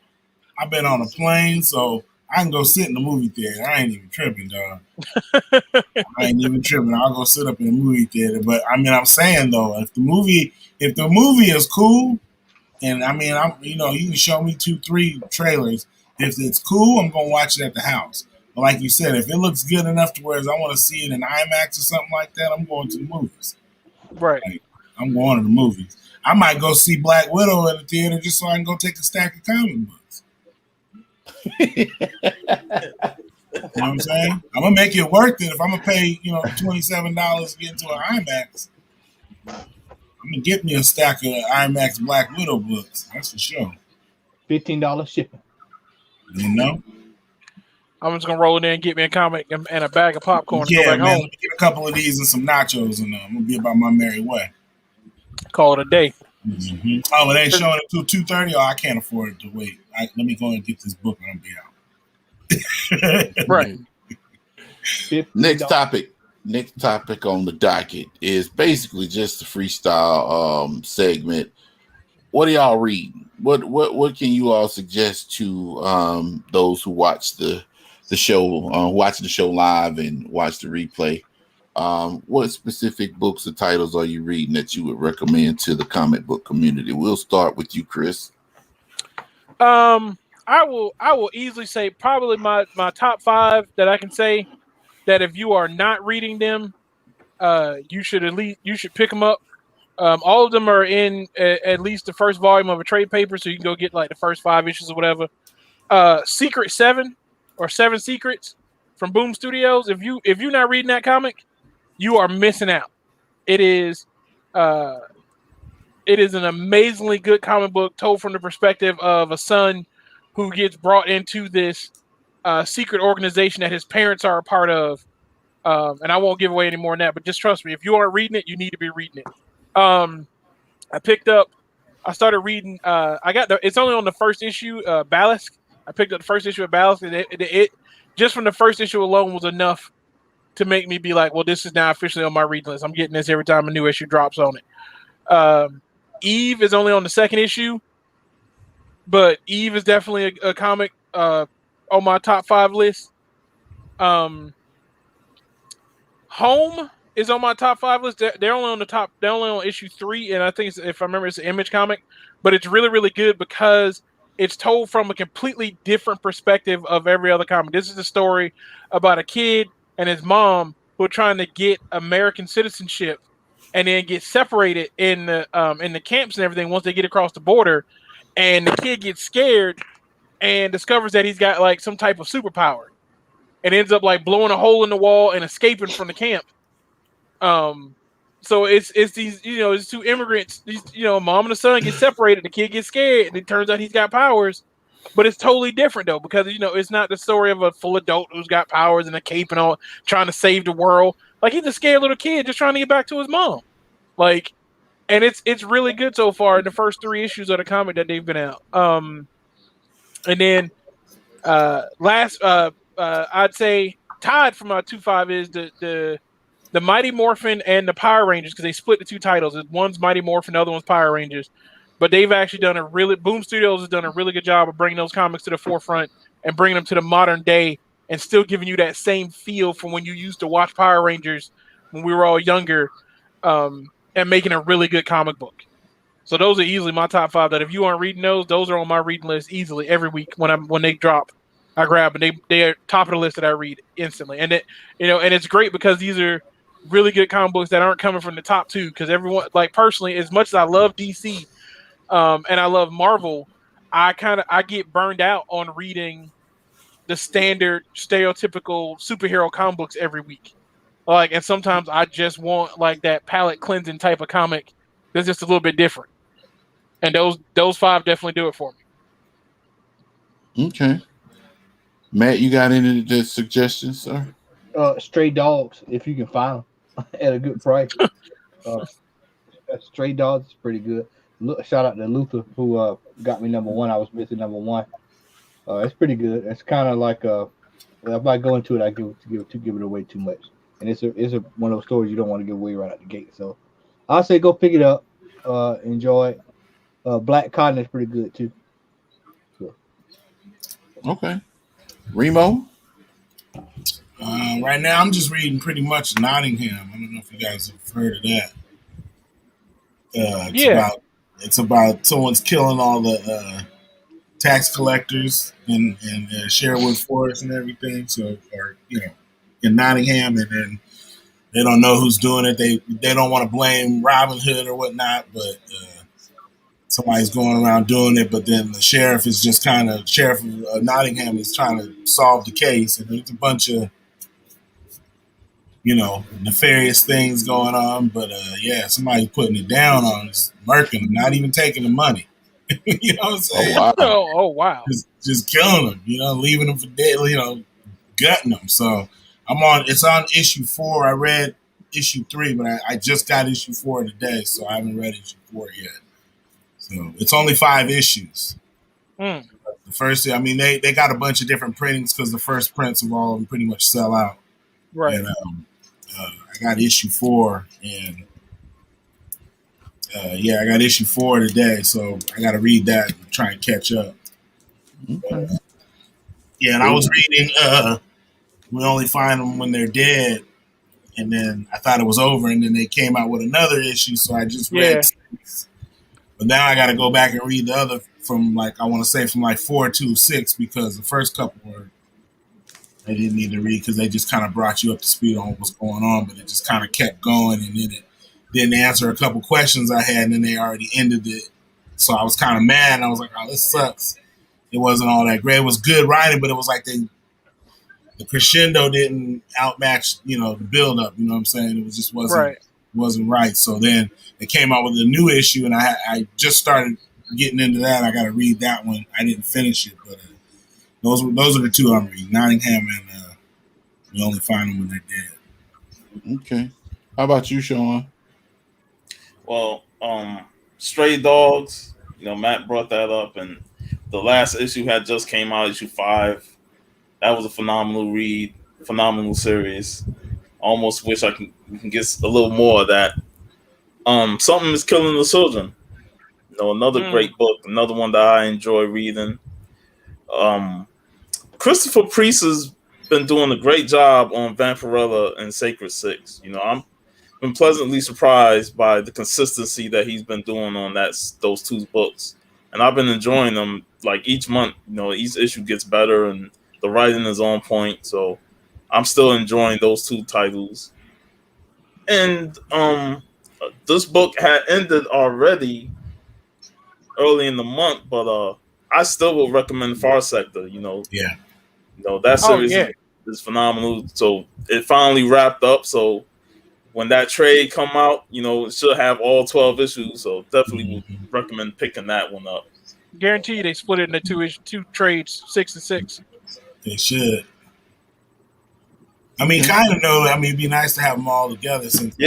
I mean, after all the long wait, if I was trade waiting that, and I see they only put out volume 1 for the first 6 issues, after you done completed the whole 12 issues, I'd be like, nah, give me the complete set.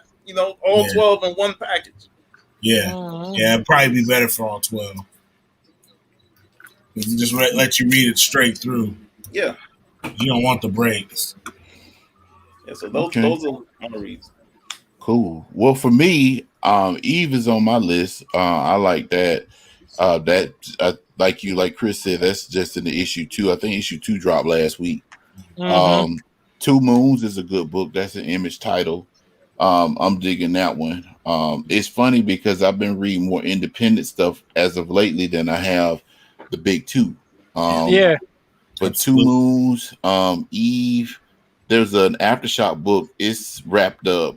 I think it went to issue 5. It's called Nuclear Family.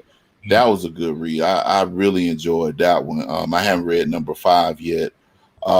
There's another book that Image came out. It was a 4-issue limited series called Rain Like Hammers. The art was really like weird, but the story was really good. So other than that, I need to catch up on Stray Dogs. I got like the first 2 issues, but I need to pick up the rest of them. But other than that, that's pretty much it that I can think off the top of my head, even though I picked up a lot of independent books lately, but I haven't read them. So, all right, guys. Well, thanks for the input. So we are going to move on to the main event of tonight. And this has actually been discussed for quite some time. I actually did some research on the topic, and it's incredible to see. The topic basically is, why is manga outselling comics? Now, of course, with manga, if you don't know, manga is a style of Japanese comic and graphic novels with the target audience of kids and adults. I'm reading this from my notes because I did some research on this. The word manga itself is translated to the English word comic, and it has its origins dating back to the 12th century in Japan during the Edo period, from scrolls, which were essentially picture books telling various stories of satirical, romantic, and humorous elements. The first modern manga created in Japan was Astro Boy by Osamu Tezuka in 1952. And one of the first manga to be distributed in English in the US with its original artwork intact was Keiji Nakazawa's major work, Barefoot Gen, in 1978. I think they did an anime on that one. I can't remember. Now, basically, the reason I came up with this particular topic earlier this week off the strength that I like anime, and most of us on the panel watch anime.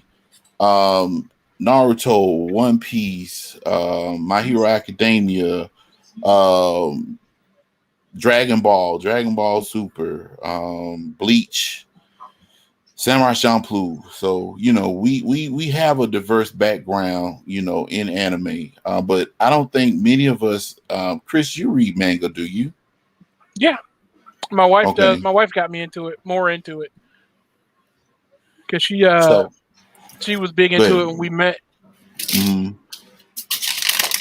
but I noticed that a lot of comic book collectors don't read manga. Now, I've been wanting to dip my toes in it because Matt just didn't want to talk about it at all. But it's like, man, I'll blow this popsicle joint, man.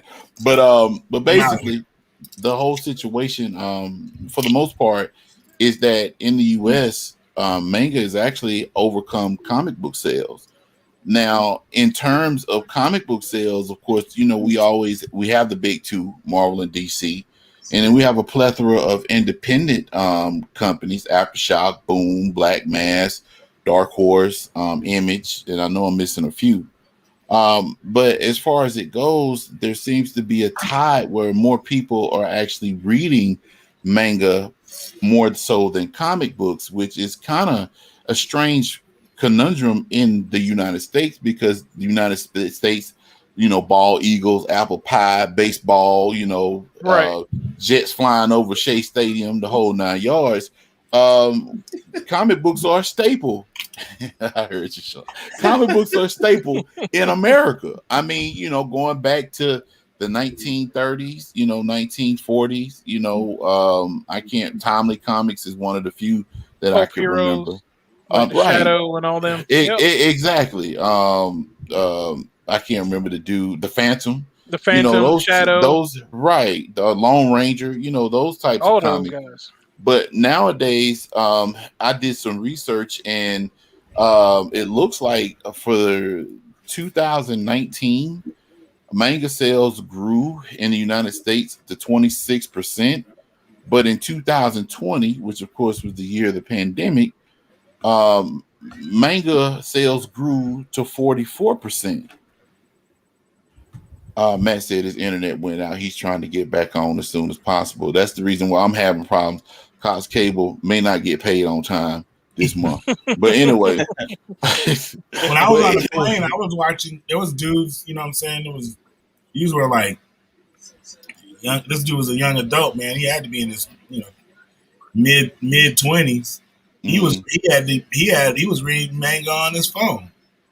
And see, that's one thing that I read in the article that I found interesting, which the article that I read basically went over the fact that even though manga companies like Shonen, and there's a few others, I ain't going to front like I know them all, but a few manga companies were late to the party in terms of doing like ebooks and stuff and selling their manga on Amazon, the thing, Kindle. the Comixology, Kindle Fire, right, and iPod, the Kindle Fires and stuff.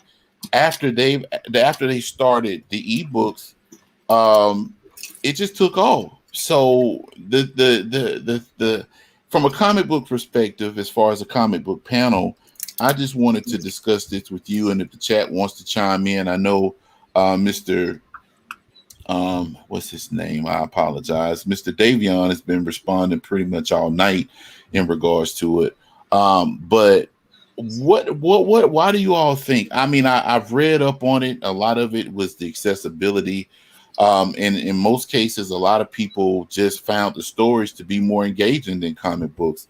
But in a climate where we have the MCU and the DCEU and Disney Plus pushing these comic book characters and still printing out comic books, why do you all think that manga is outselling comic books in the United States? We'll start with you, Sean. Mangas ain't got to worry about relaunching shit. You know, like True. you get one complete volume from volume 1 to probably volume 200. You know, and it's all in one solid set. You know, like you ain't got to worry about it restarting unless they just years later restart a new series. But most of the time, it goes straight through. You know, the stories are for the most part, it's just one solid story that goes have many chapters to it. You know, and there's big story points, and then there's times where they slow it down and just develop the characters and build up a new story. But you ain't got to really worry about trying to relaunch the stuff or worry about sales, because most of the manga is in these small thick books. So you're getting a good chunk of the story within the book, like Remo was showing. You ain't got to wait like month for month on it. You're getting a lot of story within that. And sometimes you could just breeze through it, because I've read some manga and a lot of it is you'll be done with it. Depending on how quick you could be done with it within a day if the story is that intriguing. So, and like people say, it does have a story that hooks you and you want to continue to read it. Whereas comic books, it feels like you're reading the same stuff over and over again, especially when it comes to superheroes. Like a soap opera. Yeah, and that's why sometimes it gets to the point with comic books that I feel like you read one story and then you read it again 3-4 months down the road, or maybe when they relaunch it and somebody has a new idea, that idea goes to the trash and they just go back to what they normally like to tell with the same characters. And a lot of these characters in Marvel and DC has been around for like 60, 70 years. So it ain't really nothing new you could tell outside of a couple of changes. Whereas mangas, there's always something new when it comes to these different books that they're putting out. And when the series is done, it's done. There's a beginning, there's a middle, and there's an end. And you ain't got to worry about it, constantly continuing. Take, for example, like one series that continues multiple times was Dragon Ball, and the multiple stories that go through, like Dragon Ball Z, you had GT, and then now you got Super, but they always improve each series and give you something new to it. They'll bring back some old elements and old characters, but they always improve on the next storyline. And then you got Naruto. Naruto is like a huge world in itself, with the world building, the amount of characters they have. If this was Marvel and DC, they probably try and do spin-off books with a lot of those characters. But not. It's all tied into one book. And you read multiple volumes with all those characters, and you still get a lot out of it. So I just feel that people gravitate to mangas more than comic books because of that aspect of storytelling, and it's not, always event books. It's not always, these crossovers. You ain't got to worry about crossovers when it comes to manga. It's just one solid story that goes straight through, has a beginning, a middle, and an end, and that's it. And you're satisfied at the end because you read the story, you've been invested into the story, and by the time the end, whether you like it or not, it was a hell of a ride with a lot of these characters that you read.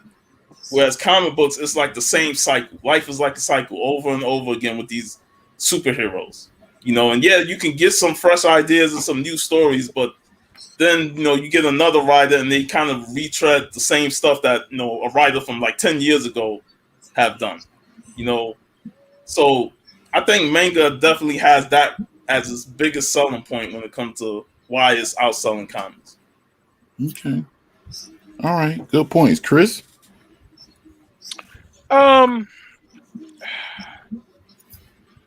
So, as anyone who's watched the show before, you've all heard it. I used to work in an anime store, so I've seen between comic book sales and manga sales.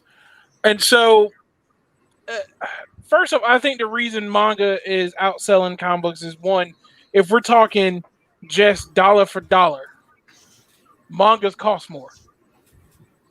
Look at it. Mangas, a standard volume of a manga is going to run you close to $10 just for one volume.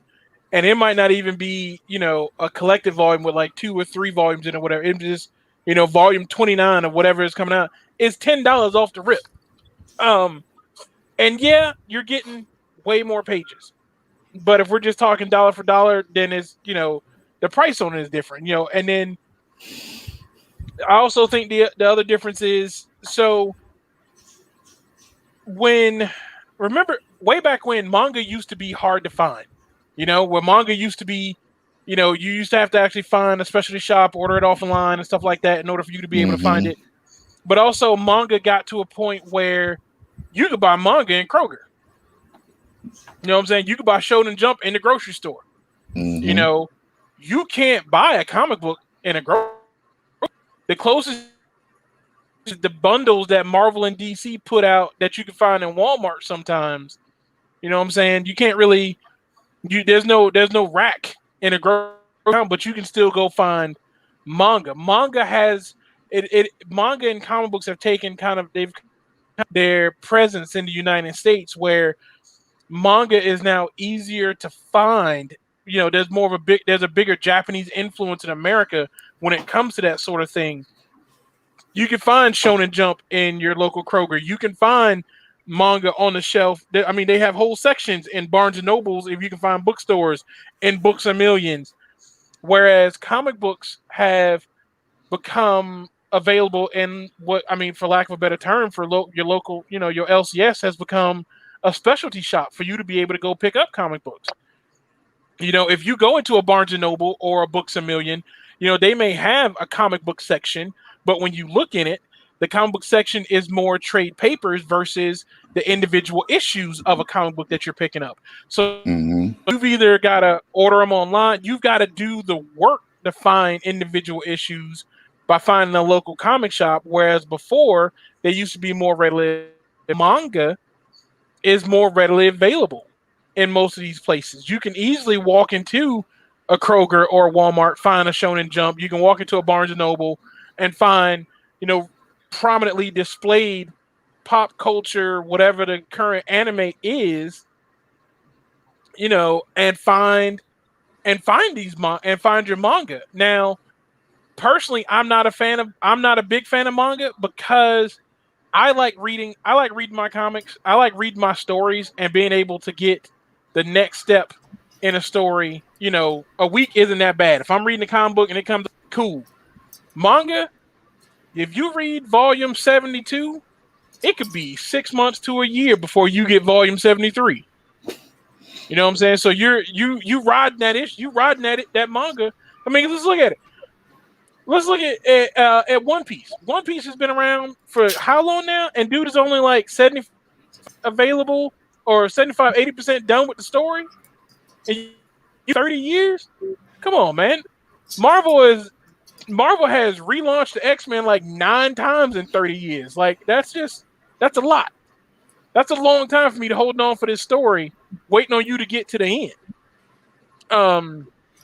But you're right, Lady Fantastic. It is like apples and oranges. They are two completely different mediums of storytelling, because it's like somebody else said in there, with it being done with school kids, a lot of school kids can easily can relate to the stories that's going on in a manga, because these are all school age kids that are dealing with zombie apocalypse, like High School of the Dead or whatever else is going on, versus dealing with reading comic books that have all adults in them. And even in the comic books that have teenagers in them, the teenagers aren't always relatable. You can't always relate to what the teenagers are dealing with in their story. There used to be a time where people could read an X-Men comic book and feel like they could relate to the troubles that the X-Men are facing, because they are dealing with, living in a world that, as the coined the phrase, I'm pretty sure the copyrighted phrase of, that fears and hates them, and they're trying to save this world.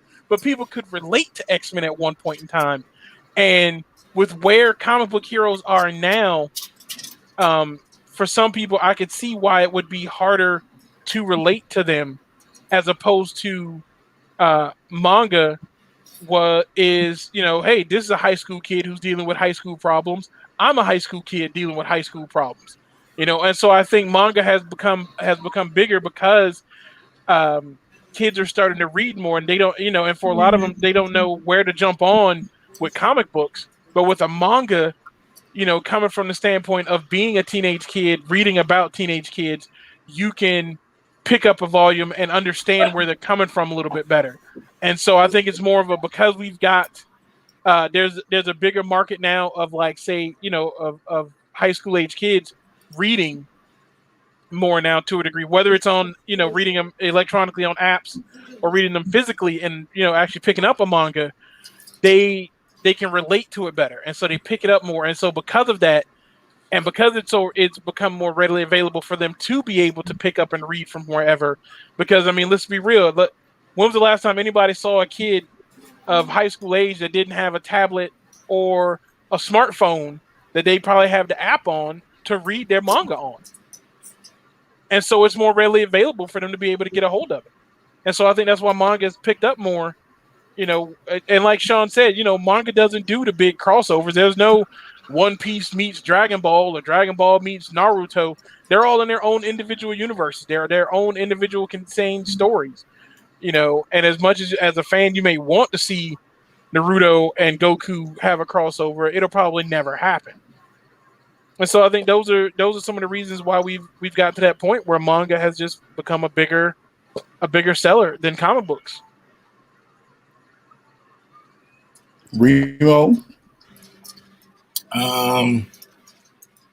Yeah, for me, my daughter reads it. I don't even touch the stuff, but you know what I'm saying? Like, I know she's into it, you know what I mean? And I see the popularity of it with her and her friends because I buy the damn books. And they cost, they can range from $10 to $35, you know what I'm saying? Right. For a volume. Like this one, I bought this one because she watches the cartoon. So she wanted to read the manga. So I bought it for her.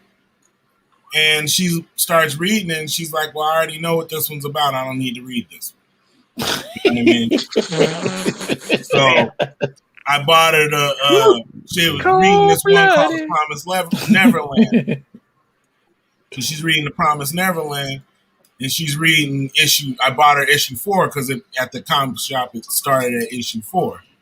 So she bought it, finished it in like a day, and I'm like, oh, so you already done? And she's like, yeah. She's like, I got to go back and get the first 3, in order so I can read those, and then after that I can get 5 through whatever they're up to, 14 or whatever. And I'm just like, that's like $600 in books. Like, you're talking about blowing through in like less than 2 weeks. You know what I mean? Like, Remo getting that lawnmower ready. He getting that you know what I'm ready. saying? But I think what it is about them is they're relatable and they're not. See, us Americans have this whole thing about we're sue happy, right? Overseas, they don't care if you bootleg their shit. Right. You know what I mean? Out here, these kids are bootlegging these characters, and those characters are on my daughter, all on my Google thing, all my cursor and everything is in some type of manga character format. You know what I'm saying? She has video games, Roblox. She can build levels where those characters are in there. You know what I mean? Like, if you were to have Marvel characters like that in the game, they'd be suing and shutting it down and not allowing the kids to use it to play with. So these characters are more familiar to these kids, and they're more relatable. So, like you said, like My Hero Academia. My daughter's in school. She can identify with kids that, are dealing with, the creepy teacher, or, you know what I mean? This, the whole, the different groups of kids in school and type of stuff like that. You know what I mean? I think they win with that. Comic books aren't really set in a class setting or in a, focusing on the kids. And like you said, Right. if it is, they're dealing with adult stuff. They're not dealing with kids stuff. You know what I mean? They're not dealing with superhero problems as it relates to kids. They're dealing with those. Oh, I got powers. Well, I guess I got to go help Iron Man and the Avengers save the world. You know what I mean? It's not like they're just Right. within their neighborhood or within their school. You know what I mean? A lot of these mangas take place in a school setting or class or a dorm setting, something. You know what I mean? I could, all of them, most of them have that type of setting. It's a high school, some type of boarding school, some type of college, some type of institute, whatever. And I think, like you said, I think it was Puff said, they go all the way through and it's over. Once it gets from one to whichever issue it's over. So those volumes can be revisited by new people to the story, or people who have already had it can replace their issues. Like they'll go back and reread those issues. It has returnability. Like they can get back into the book and be like, oh, let me go read volume 8. This was a good one. I always like writing that. They'll read those books, whereas comic books, we tend to put them away and not really pick them back up.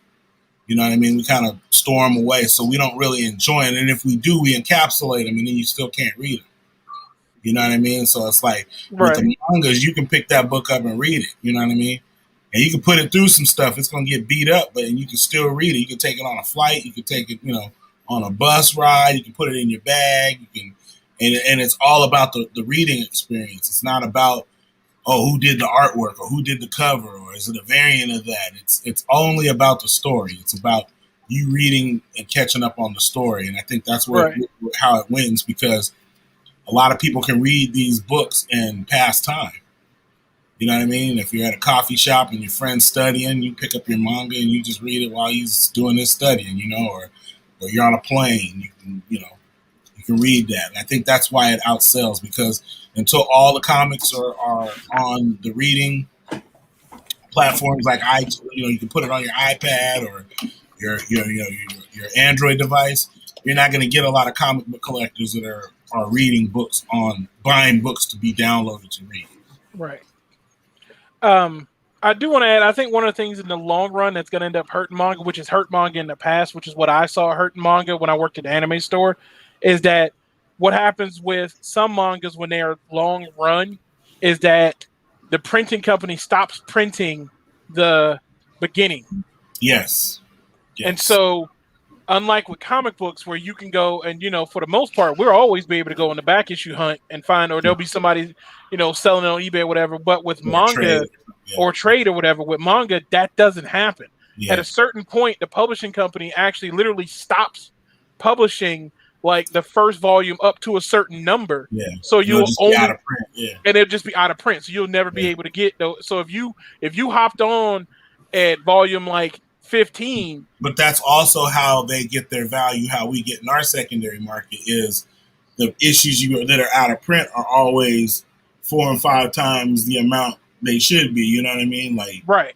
You can get money if you have, like you said, you have one of those books that are out of print. Yeah, that's when you can cash in. If it doesn't mean anything to you, you can cash in. Right, but that's one of the things I think will hurt in the long run is that with manga, if you look up manga on eBay, looking up out of print issues, and if you think people out their mind selling comic books, look up the out of print issues of a manga. Buddy. Man. And then I think the other thing is, one of the things I saw is that when a group of friends all like a certain manga, and what happens is one of them will buy the volume, and then when they get done reading it, they pass it to their friend. Right. Yeah. And so there's 15 people done read the first volume, but only one of them bought it. Mm-hmm. You know what I'm saying? As opposed to comic books, I love you, bro. But if I got a 1 in 20, right? If I got a 1 in 25 variant of this comic, and I understand you want to read it, I'll tell you what happened. No. I'm not loaning you my comic book, man. That's just not happening. We're not paying past the buck with issue 181 of the Incredible Hulk. You better find it online. Like, I'm not letting you borrow my comic book, man. Whereas with manga, they, saying that was one of the things that hurt us as a business was that, kids would come in, one of them in the group would buy the new volume, but then all of them would read it. And that's like 15 kids. So instead of us getting $10 out of the 15 of them, we got $10 out of one of them, and then the rest of them all, and plus also like what Remo said, they don't care if you bootleg their stuff. So there's a million websites to read the new issues of a manga versus. So I'm really surprised that it has picked up more in the comics, because you can go online and you can throw a rock on the internet and find a website to read the current issue of any manga. Mm-hmm. So the fact that there's so many people that that they're outselling comic books is really, really interesting because of those two facts. Mangas read real quick too, like I said earlier, and Remo attests to it. Like, you can read a manga in a day. Yeah. And be done with it, and then you pass it on to the next person. They can be done with it within a day or two. Pass it to the next person, and then maybe when you finally get it back after maybe it went through like 10 hands and stuff, you might want to reread it again. Right. But like you said, the wait for that next volume is long. Now, if it's a compelling read, those kids will read. Anybody, you'll read right through it. Oh yeah. Matt, Well, y'all pretty much cleaned up shop, man. I was just gonna simply say that mangas, man, it's just damn good story, and it's actually work put into something, Whereas with this modern comic book is whatever somebody pulls out of their ass, and if it sells, it sells, and then everybody's satisfied. But with mangas, it's pretty much good stories that can easily translate to anime, cartoon. I mean, I'm not the biggest My Hero Academia nut, but I see in the chat.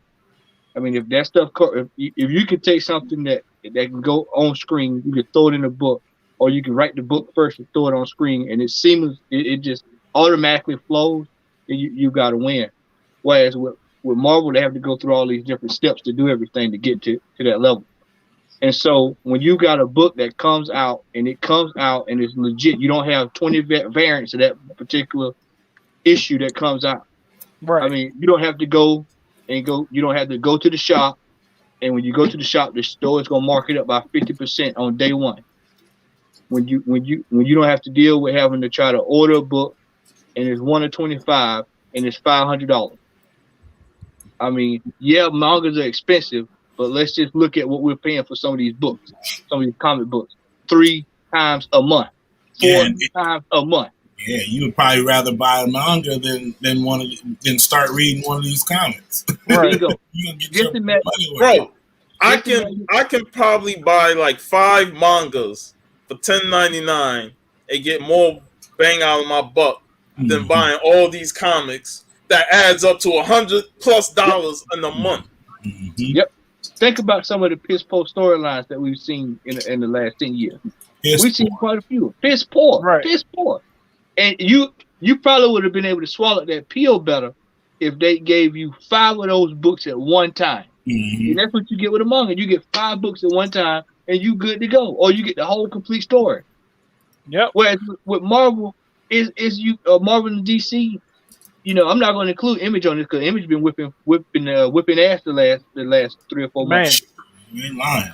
But with Marvel and DC, man, I mean, you get these storylines, and it's just like, why am I spending $6.99 on this shit? You're spending $75 by the time the whole run. Well, as Sean said, almost $120 on some of these runs, man. Right. If not more. I mean, it's just basically, man, accessibility, and it's just a much better product right now. And I know that's going to probably upset some folks in the chat, but it is what it is right now. They're putting out better content. Marvel is about quantity. Yeah. The comic industry is quantity right now. Quality left back in the 2000s. Quality left a long time ago. Very rarely do you see quality. And even then, you had to look hard for quality books. So, I mean, now it's just pretty much what can make money, what can make it the quickest. And a lot of people have grown tired of that. Yeah. And so people are just fed up with it. And so, you know what? You've got a younger batch of kids that aren't like us. Well, we grew up going to the stands. They're watching The Last Airbender. Hey, they're not loyal. Man. I would say stuff, but I don't want to get a copyright strike. But I would say they're not loyal. they ain't.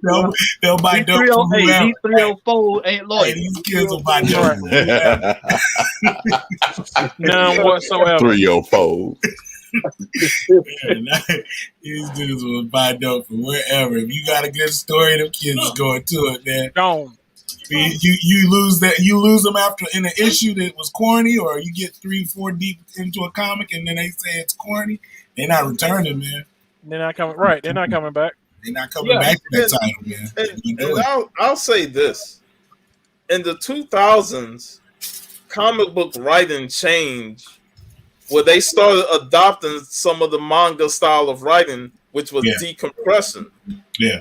And slowing down story arcs that when you really look at them, they could be wrapped up within 2 issues and stretching them out for 6-7 issues so they could sell it as a trade, as a graphic novel.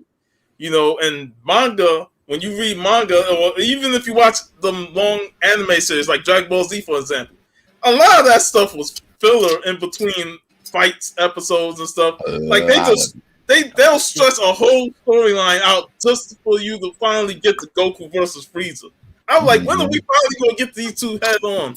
And it's just stretched out. And that's what comic books did in the 2000s. They adopted that model of writing where they stretched out storylines so long that it'd be like, this ain't need to be no 6-part storyline. This could have easily been 2-3 parts the most. Right. So it's always interesting how the writing style of comic books changed in the 2000s when they adopted that decompression model where it's all about the art and the story starts slowing down and it's like you're not getting all the story. You're mostly getting art and that's it. Yep. Well, just throw my 2 cents in, man. I agree with everything that everyone said. And I do agree, Lady F, that you are dealing with apples and oranges. But from my viewpoint, the issue is that, manga is Japanese and comic books is typically American. But you've seen the tide of comic books on the decline in reference to sales as opposed to manga. Now, I don't know. I can't speak for anyone else. I don't own any manga. I watch a ton of anime, but I will say, and I'm pushing 50. I'll be 50 in a few months. So I can honestly say that with the amount of anime that I have watched, it intrigues me more to read the manga because I've learned that with anime, sometimes the stories are deviated from the manga, where certain things happen. Like I'm on a little group. Well, it's not really a group. It's an app called Quora, and I ain't gonna lie, I love Naruto. Naruto, to me, Shippuden is one of the best anime I've ever seen, and I've learned that a lot of times when it comes down to the aspect of the anime, I'll read and it's like, well, that's not what happened in the manga. I'm like, oh, word. So I want to go back and read the manga to see what was different from the anime, and I think a lot of people in that particular situation, y'all know I've had this situation and I've had my tussle with Larry. Matt could tell you, y'all know I'm a huge X-Men fan, but one thing that I got tired of seeing, and I think it might have been Chris that just said that X-Men has been rebooted at least 9 times since its inception. At some point in time, to me, that gets old. And it's like, what happened to continuity? What happened to where we had Uncanny X-Men running from issue 1 to 544? It's not like it can't happen or it didn't happen because it happened before. Stories happened, stories went on. If a new artist or new writer came on, they just picked up at a certain issue. They may have made that issue a special issue, and they may have made that an issue in regards to something changing. It might have been a key issue because it was a changing of the guard. Stories changed. New writer came on. They did some. They gave Gambit type 2 diabetes or something. You know, it was Right. something that came along that allowed for that writer to take the torch and to move forward. And I think with anime and manga, for me, it's more or less of a story. I like to read. I read comic books. I read nonfiction stuff, you know, historical stuff. I just enjoy reading. And my thing is, if I see something that piques my interest, I want to go back in. I want to, you know, I don't mind reading it. You know, the only thing, and for me personally, the only drawback to manga in this situation is that I already collect so much crap, and adding manga to that pile is like, why? You know what I'm saying? And I Right. know I can go online and read it, but much like comic books, I'd rather have a physical copy of a manga in my hand as opposed to reading the comic book digitally. So yeah, they have their own places. They have their own, you know, segments within society. But I think, you know, speaking on my, as far as how I feel about it, I'm sure I'm not the only one that, you know, within the comic book community that might be interested in manga. I'm sure I'm not the only one that thinks that way, because y'all know, just like Matt said, man. I mean, I'm gonna give y'all a prime example. That Empire storyline that Marvel came out with last year, Mm-hmm. straight up garbage. Straight up garbage. Nowadays, when it comes down to storylines, and I'm hearing an echo, somebody got it on or something. But nowadays, when you look at the way the quality of stories in terms of, you know, what they're putting out, it's not like it was back in the 80s and the 90s Oh, not when even. when comic book writers, um they knew they had something to prove. They wanted to put stuff out there that was groundbreaking, that was solid, that was, you know, something worth reading. But nowadays, it's like, I'm gonna give you a more recent example. That Heroes Reborn.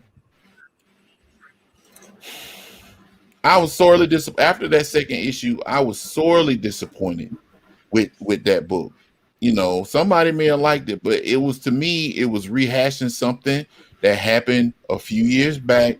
Y'all don't have nothing, and I mean, I know there's nothing new under the sun, but doggone it, if the guy that You could have created My tried. Hero right, if the guy that created My Hero Academia, I think his last name is Horikoshu, he took the idea of My Hero Academia from Marvel Comics. None of those characters, with the exception of a couple, can remind you of any specific Marvel characters, but he got his inspiration from Marvel to create his universe, and he took that and he ran with it. That's one of the series that I watch on a regular basis. And if I had the time or the available disposable income, I would buy the manga, because again, with the manga as opposed to the anime, there's a lot of things that happen in the anime that didn't happen in the manga, and vice versa. So just out of the sheer force or the sheer fact that the storylines and the characters are interesting, like I put in the group, and I don't know if the chat knows this, but Marvel, their anime, there's an anime that I mean, not anime, but there's a manga that they released back in March. It's a Deadpool manga, Mm-hmm. and it actually has a character from My Hero Academia. If you ever watched that, as a hero called All Might in the My Hero Academia, he's like that universe is Superman. They team up, and that is that up until I didn't see anything past April, but up until March of this year, that was the highest selling book that Marvel put out. And that ought to tell you something, you know. So, I mean, as far as it goes, if we saw a resurgence of stories, even going back to the 70s, man, you know, I'm not an Avengers. I collect some Avengers books, but I can remember back in the day, the Michael Korvac saga was a great read. I love reading that story. And you want to get to that point to where you can pick up a comic book and be satisfied, especially nowadays when you're spending $4, $5, $6, $7, sometimes $10 on a book. to read a book and to leave that book and to sit that book down and Mhm. to be dissatisfied, man, that's one of the worst feelings. That's worse than going to Burger King and getting a Whopper and the meat burnt. Yeah. Like real talk. So I mean, you know, I can see the pros and cons. I would just hope that at some point, you know, the comic book um, atmosphere, whatever you want to call it, would get into a point to where they would go back to the way it was, or at least try to, because you can't put everything on Al Ewing. You can't put everything on Donny Cates. You know, and that's what it seems like, especially with Marvel. And I mean, Jason Aaron. I mean, come on now. I mean, they can only do so much. So that's my take on it. You know, I'm gonna still collect comic books. I still read them, still love them. But you know, you have to ask those questions. Like, you know, comic books are that's American. That's just as American as apple pie and fried chicken. You know, so you would think that the comic books would still be reign king in terms of that type of literature, because the Japanese translation of manga is literally comic. So it is a comic book. It's just presented in a different way, you know. So there's two big differences about it. Is that number one, you have to read it from the opposite side, from right to left. Mm-hmm. Yeah, and then number two, the biggest reason why manga has a stronger continuity is because it is written by one person, right? The creator. Yeah. The creator has complete control, and he writes it from beginning to end. Whereas there's numerous writers that write these Marvel and DC characters. Right. As soon as they finish a story arc, we get a whole new set of writers. Yeah. Working. And on top of that, they got editors on top of them, you know, making sure they keep it not only deadline, but make sure they keep it up to the Marvel style of writing and stuff like that, the Marvel standard. And sometimes that's why a lot of these creators, when they done with Marvel, they go to Image or the other independent companies and write their own stories, create their own stuff, and they end up being better than some of their Marvel work because they have the freedom. Yeah. You know, and that's what most of the manga creators have. They have the freedom to do their own thing, and they write it from beginning to end. Good stuff. Good stuff. Yeah. Does anybody have anything to add to this particular topic before we move on? No. All right. Well, the main event has come and gone. We are now into the next phase, into the final phase of our show, which is comic halls. So, does anyone want to volunteer or go first? Let me ask this. I know in the group chat you said there was going to be some changes, you know, within how we do the live stream, and that we would do more individual hauls. Mm-hmm. So will we just like put like a spotlight on the important books and then just save the rest? Right. Because you know, the last show I had about 30 books, and I'm using myself because I'm like, Jesus Christ, man! It's like this could be a whole show if you add 2 commercials to it. You know what I'm saying? So, so I want to go first. If don't nobody want to go first, I'll go first. I know Matt probably sitting on a whole bunch of stuff. He probably got Captain Caveman #1 down now, but right. Damn, that's a gem right there. I'll go after you. Okay. Damn. Oh no. Done lost them again. You done lost them both. I removed myself from the show. I don't know what's going on. But anyway, I'm gonna go ahead and do my thing, and let's see here. First thing is gonna pop up on the screen. I got earlier this week. Kenneth Shinron from Funko. You know, still on my Funko game. This actually came today. My glowing Black Adam. So hopefully I can make yourself big screen out.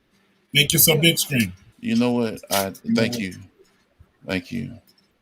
I knew you was gonna get. I knew you was gonna get Black. If you was a Shazam fan, man, I know. I can't wait to see your haul once the new movie come out and all the new stuff that's gonna drop for him. Bruh, I'm trying to tell you, there's a glow in the dark Big Apple variant exclusive, Nice. Black Adam. And then I showed this one on Sean's show. You got that locally, or you bought that on online?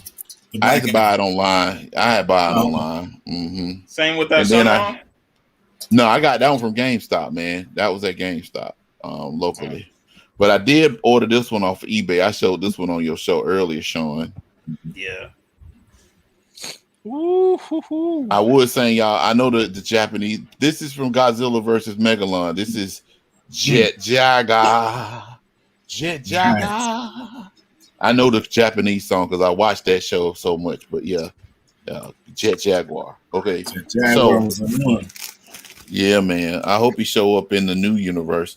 I only have about 6 comic books that I'm gonna show. First one is an indie vinyl. I don't know what this is about, but I got this and I went and saved another one at the LCS that I go to. So it's a #1 issue. Sword #6. This is part of the Hellfire Gala. I'm still committed to the mutants. This is an indie. I just saw this one out of the corner of my eye.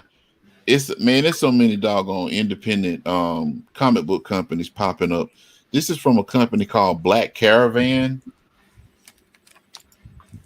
Perhapanauts, the Haps come face to face with the Flatwoods monster. And now ask me what this about. I have no idea, but this was pretty much just an impulse buy. Perhapanauts. Nice. Second chances, the Haps come face to face with the Flatwoods monster. And being that go ahead, Chris. I'm saying that is, if you just said that and made people choose between made for TV sci-fi movie or 1970s album title, well, nobody be able to tell you which was which. Yeah. Hold up, and I forgot to add one key thing. It says Todd and Craig's Perhapanauts. Oh, who are Todd and Craig? Second chances. I don't know, but I'm gonna read this for the night because I gotta find out who Todd and Craig is. Right, like there's so many questions based off of that. Right. Where X #3. I read the first one. It wasn't that bad. No, it wasn't that bad. Is it good, man? It's good. It's all right. It's all right. I mean, I need to read number 2, but #1 was all right. Nuclear Family #5. That's what I'm picking up later this week because of you. I'm picking up them. Man, I'm telling you, that first issue had me hook, line, and sinker, and it has been nothing short but a great read. I mean, it's crazy. I mean, 1950, the Russians drop a bomb on a suburban Midwest town, and they just went ham. That's pretty much the gist of this book, but it is a great book. And last but not least, Gamma Flight #1. There it is. Yeah, I gotta get that just because Puck is in it. Yeah, and that's it's a car back there in the back. I thought that was Sasquatch, but right, that's what I thought it was too. Yeah, I think it's a car. I read some spoilers on it, but I could be wrong. It might still be Walter Langowski. It's a car. Okay, gotcha. Okay, and that's pretty much my haul for the week. So we're gonna roll with you, Big Remo. Okay. Yeah, so I just got back from Vegas with the wife for her birthday, so right. I haven't got to read anything. I just barely picked up my books today, so I got the Bitterroot 14. I got the A and B cover, the Juneteenth cover, and then I got the Something's Killing Children. Yep. Hey, that Juneteenth cover going for $40, man. Is it? Dude, I went today when I went and picked this up. He saved me too. He had a stack like that over there up on the wall. Nobody was buying. Hey man, pick me up a copy. Hey, pick me up a copy, man, and I'll pay you, man, because that's the long. cover, the A cover was sold out. No, I want that B cover. I want the one with the. All right, he's only open Wednesday through Saturday, so I gotta wait till next week. But I'll just email him and tell him to grab me a couple more. Hey, grab me one too, and while you're at it, get me a bean pie as well. Right. Bean pie, my brother. Bean pie. Bean pie, brother. Bean pie. Bean pie, brother. Bean pie. And I got the this is issue 17, right? The Something's Killing the Children. Yeah. Either 17 or 18. Got that one. 17. I've got the other cover for it. 17. Okay. And then I got Stray Dogs 5. The Friday the 13th. Friday. Ooh, that is. I want that just because I like collecting movie covers. Man. Bro, that is hot. Movie covers in this series is awesome. That is hot. Yep. I still gotta get the. We'll be hunting that down. All right. Second print. So that was the one they had. I think there was another cover, but that was the one I got. Was that one? I think there was an A and a B cover. This might be the B cover. This is Nottingham. I think this is the issue 2. I think this is it might be the third printing. Might be the third printing. I might be wrong, but I got that. I just noticed Jeffrey Comic Con said that Sasquatch is Doc Samson. What? Really? I thought it was supposed to be. I thought it was Scar. The plot thickens. Okay. I might have to take a look at that then. I thought it was his son or whatever. Berserker number 3. I read the second issue, so I don't know. I mean, I don't know. I might cut this off. It's not really holding me. Issue 4. Read number 1. Yeah, right. I paid to see read the movie. first one. The second one was cool, but I was like, man. Pick up the second. I paid to see his movies. Keanu's gonna get my money. That's all. Yeah, that's all. I'll wait for the movie though, because I don't want to keep buying the books. You know what I'm saying? I got issue 4 in Nottingham, and then I went and wait. Hold on. Let me grab this. And then I got this is the A cover. So this is the A cover of Stray Dogs, issue 5. So this is the A cover, and then I got Something's Killing the Children, the A and B cover.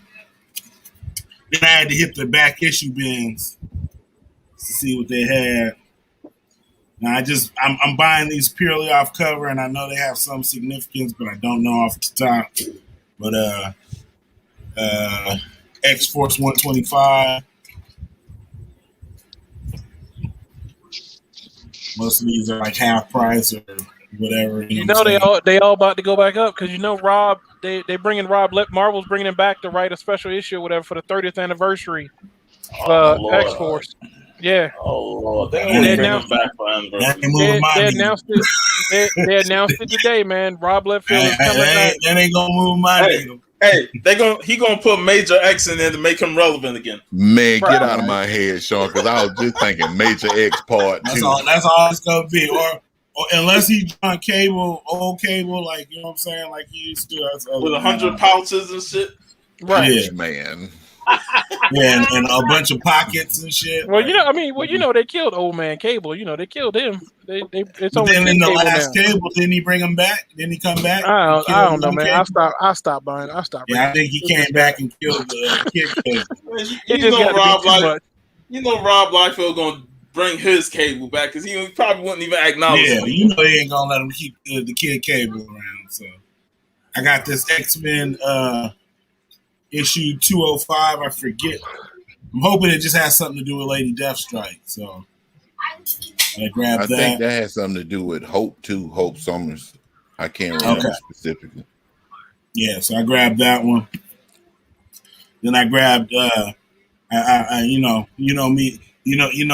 learned from the best. So Brother Matt told me make sure not to leave any of them behind. So I had to hit the back issue bin. They had Stray Dogs number 2. Oh yeah. I got a bunch of the first. I got a bunch of the Stray Dogs #1. I got a bunch of the different covers, so I needed #2. So I got the second print, #2. Got a couple ticks, but I mean, I'd rather take it than leave it, and then not have one at all. So I got issue #3. Got issue #4. I love that one. So now I'm back up to speed because then I got issue 5 today. So I got I'm caught up. So now I just got to jump back in and try and read it. Then I grabbed these just because, what I'm saying, I heard they might be buzzing. So, I'm going to snatch these out of the back. Right. Just in case. You know what I'm saying? And then I've been wanting to, I read the first Hood. I don't own it, but I wanted to get it. I bought that one, but then I found this at one of the spots by my house, and he had all 5 of them. So it was the Hood series. I got 1 through 5. Nice. The Dark Reign version. So I figure he's supposed to be the bad guy on the Kate Bishop show, I think. He might be one of the Hawkeye. Yeah, he might be one of the villains on the Hawkeye show. Villain, yeah. I don't know if he's going to be the long-term villain or is he going to be like an anti-hero in there. I don't know how they're going to do it, but I think he's going to be in the Kate Bishop story. So I figure if I can't get the first go-around, I got the second one. So that's it. That's what I got, man. All right. Oh, and then I got that Avengers 87. Just told him I would hold it for me and I'll grab it next week. So. Okay, cool. So he gave me that for a real good price. I got it for like $40, man. It's in real good condition. I mean, it ain't the best. It ain't a 9.8 or nothing like that, but I'd rather have it or than not have it at all. Exactly. Got a few things picked up. Got some other stuff outside of my comics I picked up. So I'm going to do a video for Matt to throw that in there, but I'll show some of. Had to pick up the variant cover for Infinite Frontier #1 with Alan Scott and his son on the front. Who is that? What's his son's name? Obsidian. Oh, okay. Is that his biological son? Yeah, Alan Scott's got 2 kids, Obsidian and Jade. Okay, I was just asking because the retcon and everything. He became right. They made him gay. Yeah, right. Which was weird because they made him gay, but then they kept the 2 kids in continuity, so the kids still existed. So it was. I picked the wrong week to go to Vegas because it was Pride week. Oh my god. Oh my lord. Picked up Batman Reptilian because Garth Ennis. I had to see what he was going to do with it. I want to see where he's taking this new story. Is that Bat Godzilla? Well, no, it's from what I can tell, he's going to be writing about Croc, about Killer Croc. Oh. So he's taking a different villain, taking a standard Batman villain, but taking him somewhere different. Then picked up the Wonder Woman Black and Gold issue 1. Well, that's a nice cover. I like the cover to that one. That was nice. Hey, did Garth Ennis write The Boys? Yes, he did. The Boys and Preacher. Yep. Picked up Batman Earth 1 Volume 3. Then while I was out, I also picked up a book I've been looking for. It's the Gotham City Cocktails book. What?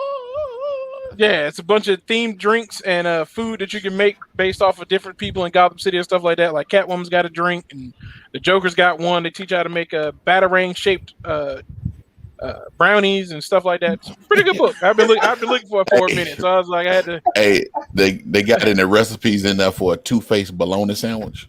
They might. I don't know. I ain't looked that far. They might though. So I'm gonna see. Bologna and cheese. Picked up the Falcon, Captain America. Got my pop in today. Yeah, I like that. Because he got 3 from the show, but the other 2 are of him as Falcon. So there's only one of him as actually Captain America from the show. So I had to get that one. Then the last thing I want to show off, I actually got as a Father's Day gift from my eldest brother. I couldn't tell you the last time my eldest brother got me a gift. So I was really kind of surprised that he even got me a Father's Day gift nonetheless. But he found these really cool limited edition DC watches. And so he got me this really cool limited edition Superman watch that I wanted to show. And then he got my brother a Batman watch, and he got himself an Iron Man watch. But it's really dope Superman watch. Oh yeah. Oh, Got the Invicta.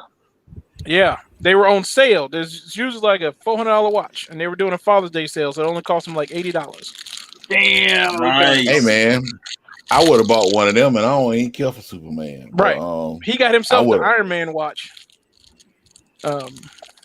But yeah, I was like, dope. I wanted to show that off today. Yeah, it come nice little Invicta, in the little limited edition box and everything. Like that's what's up, man. yeah. So that's it for me, because I'll do the rest of it in the video for Matt, so we can throw it up on the channel for everybody I to can view. dig it. Cool. Yeah, I'll probably do Sean- a video too. Okay, all right. You was next, so we're gonna bring in the man with all the keys that came out last week and 2 years ago.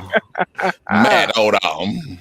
I'll say, I finally watched that hour and 20+ minute video. I was at work, so I was getting a bit, sleepy eyed, but I was like, I gotta power through and see what this man finished out, man. Okay. I gotta make it. I gotta make it. Well, I'm coming out the gate, man. I got two books I picked up for Al today. I'm gonna show them. Coming in hot. I'm coming in hot, man. I cannot wait to hear Al's reaction. When I saw these two books, I said, "Oh shit, he gonna love this right here." I'm about to cry. You know he gonna come out with that hotness. Out the gate, Coming in hot. The Adventures of Big Boy. Shoney. $1. Shoney's comic book, man. Damn. Bro, do y'all realize, man, that Shoney's my comic book. God. $1. Man, Look at Matt I don't even know. coming in hot.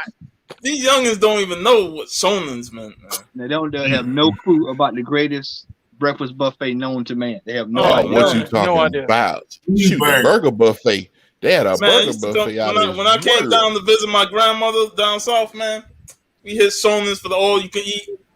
Boy, don't you know? Yeah, they used to have those in LA, boy. Shoney's was the joint. All right. Next up, I'm a big boy.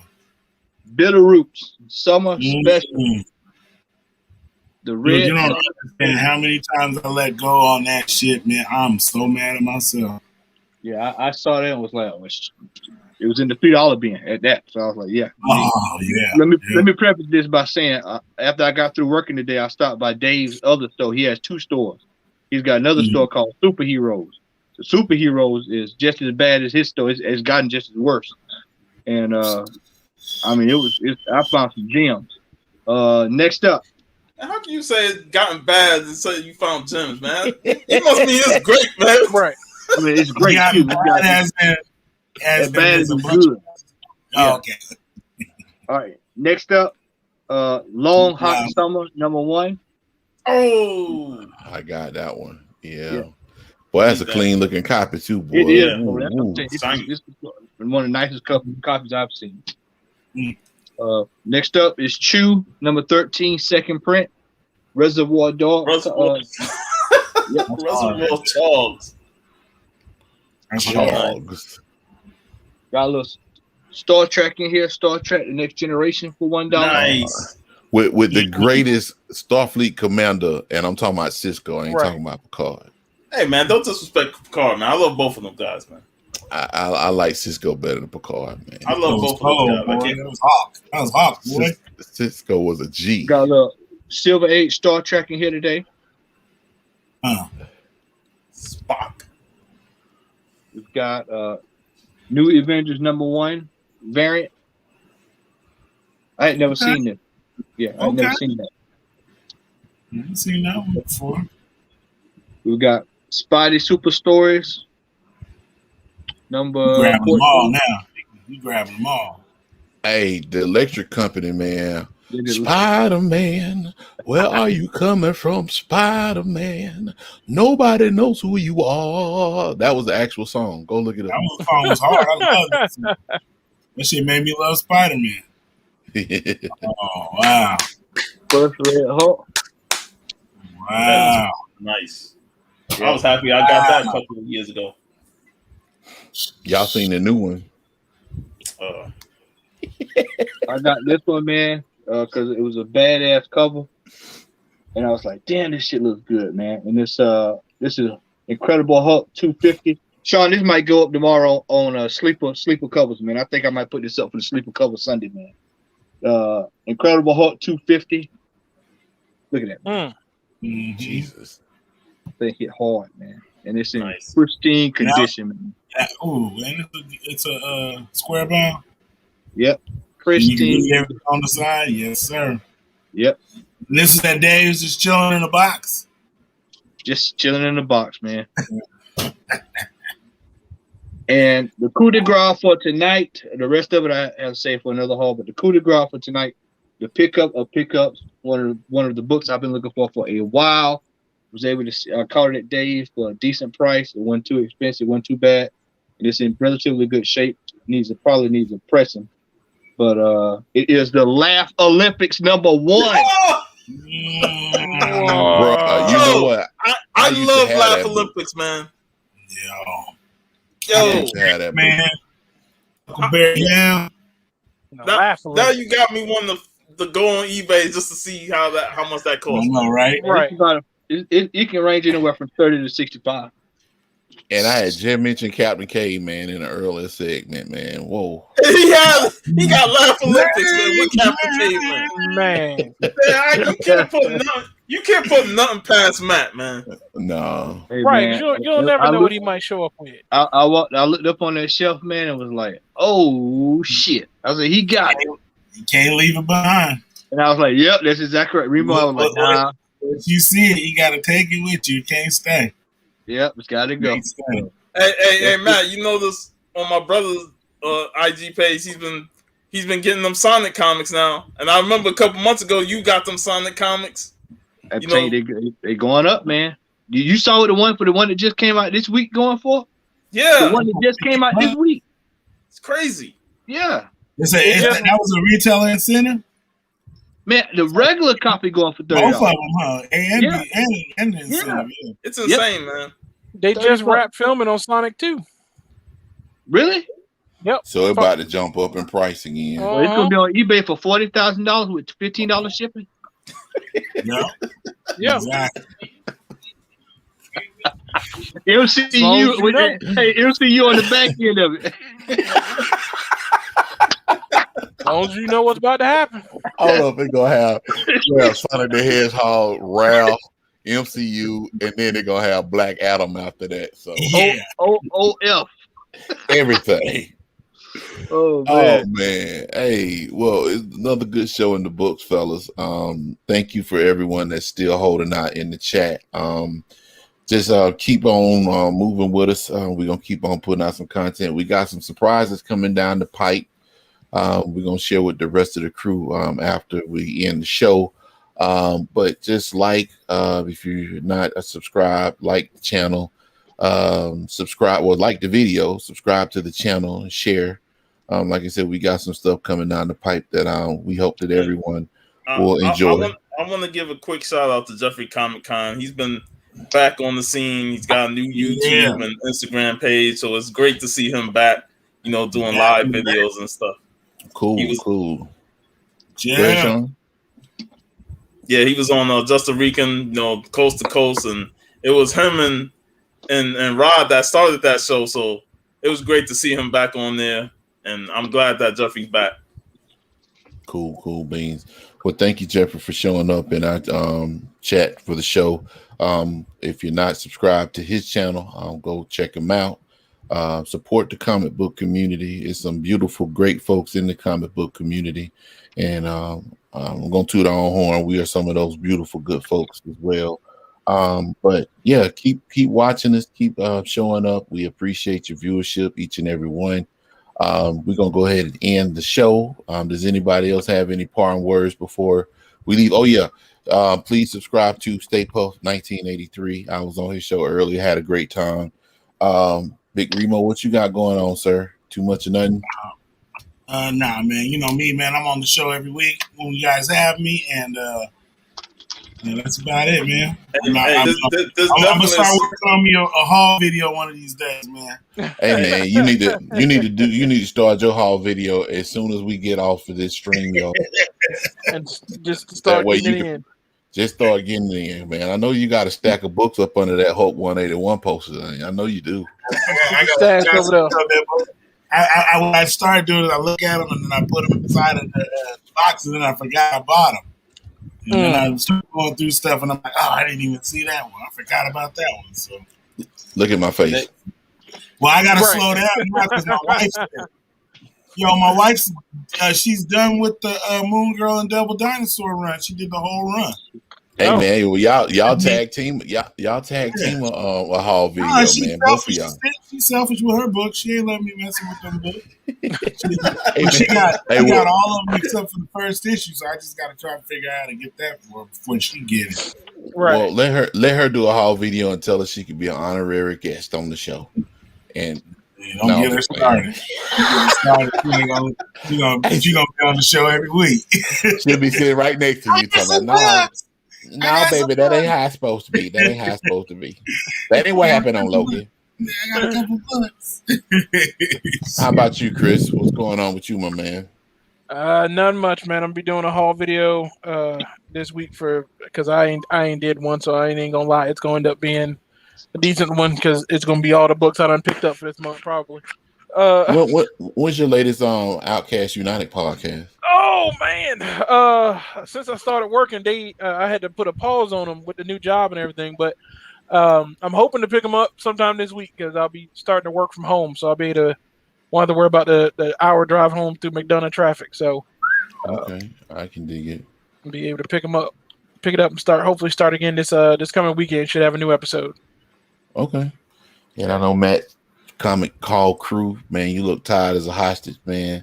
This man is a world class. If y'all don't know in the chat, man, I'm gonna toot his horn for him.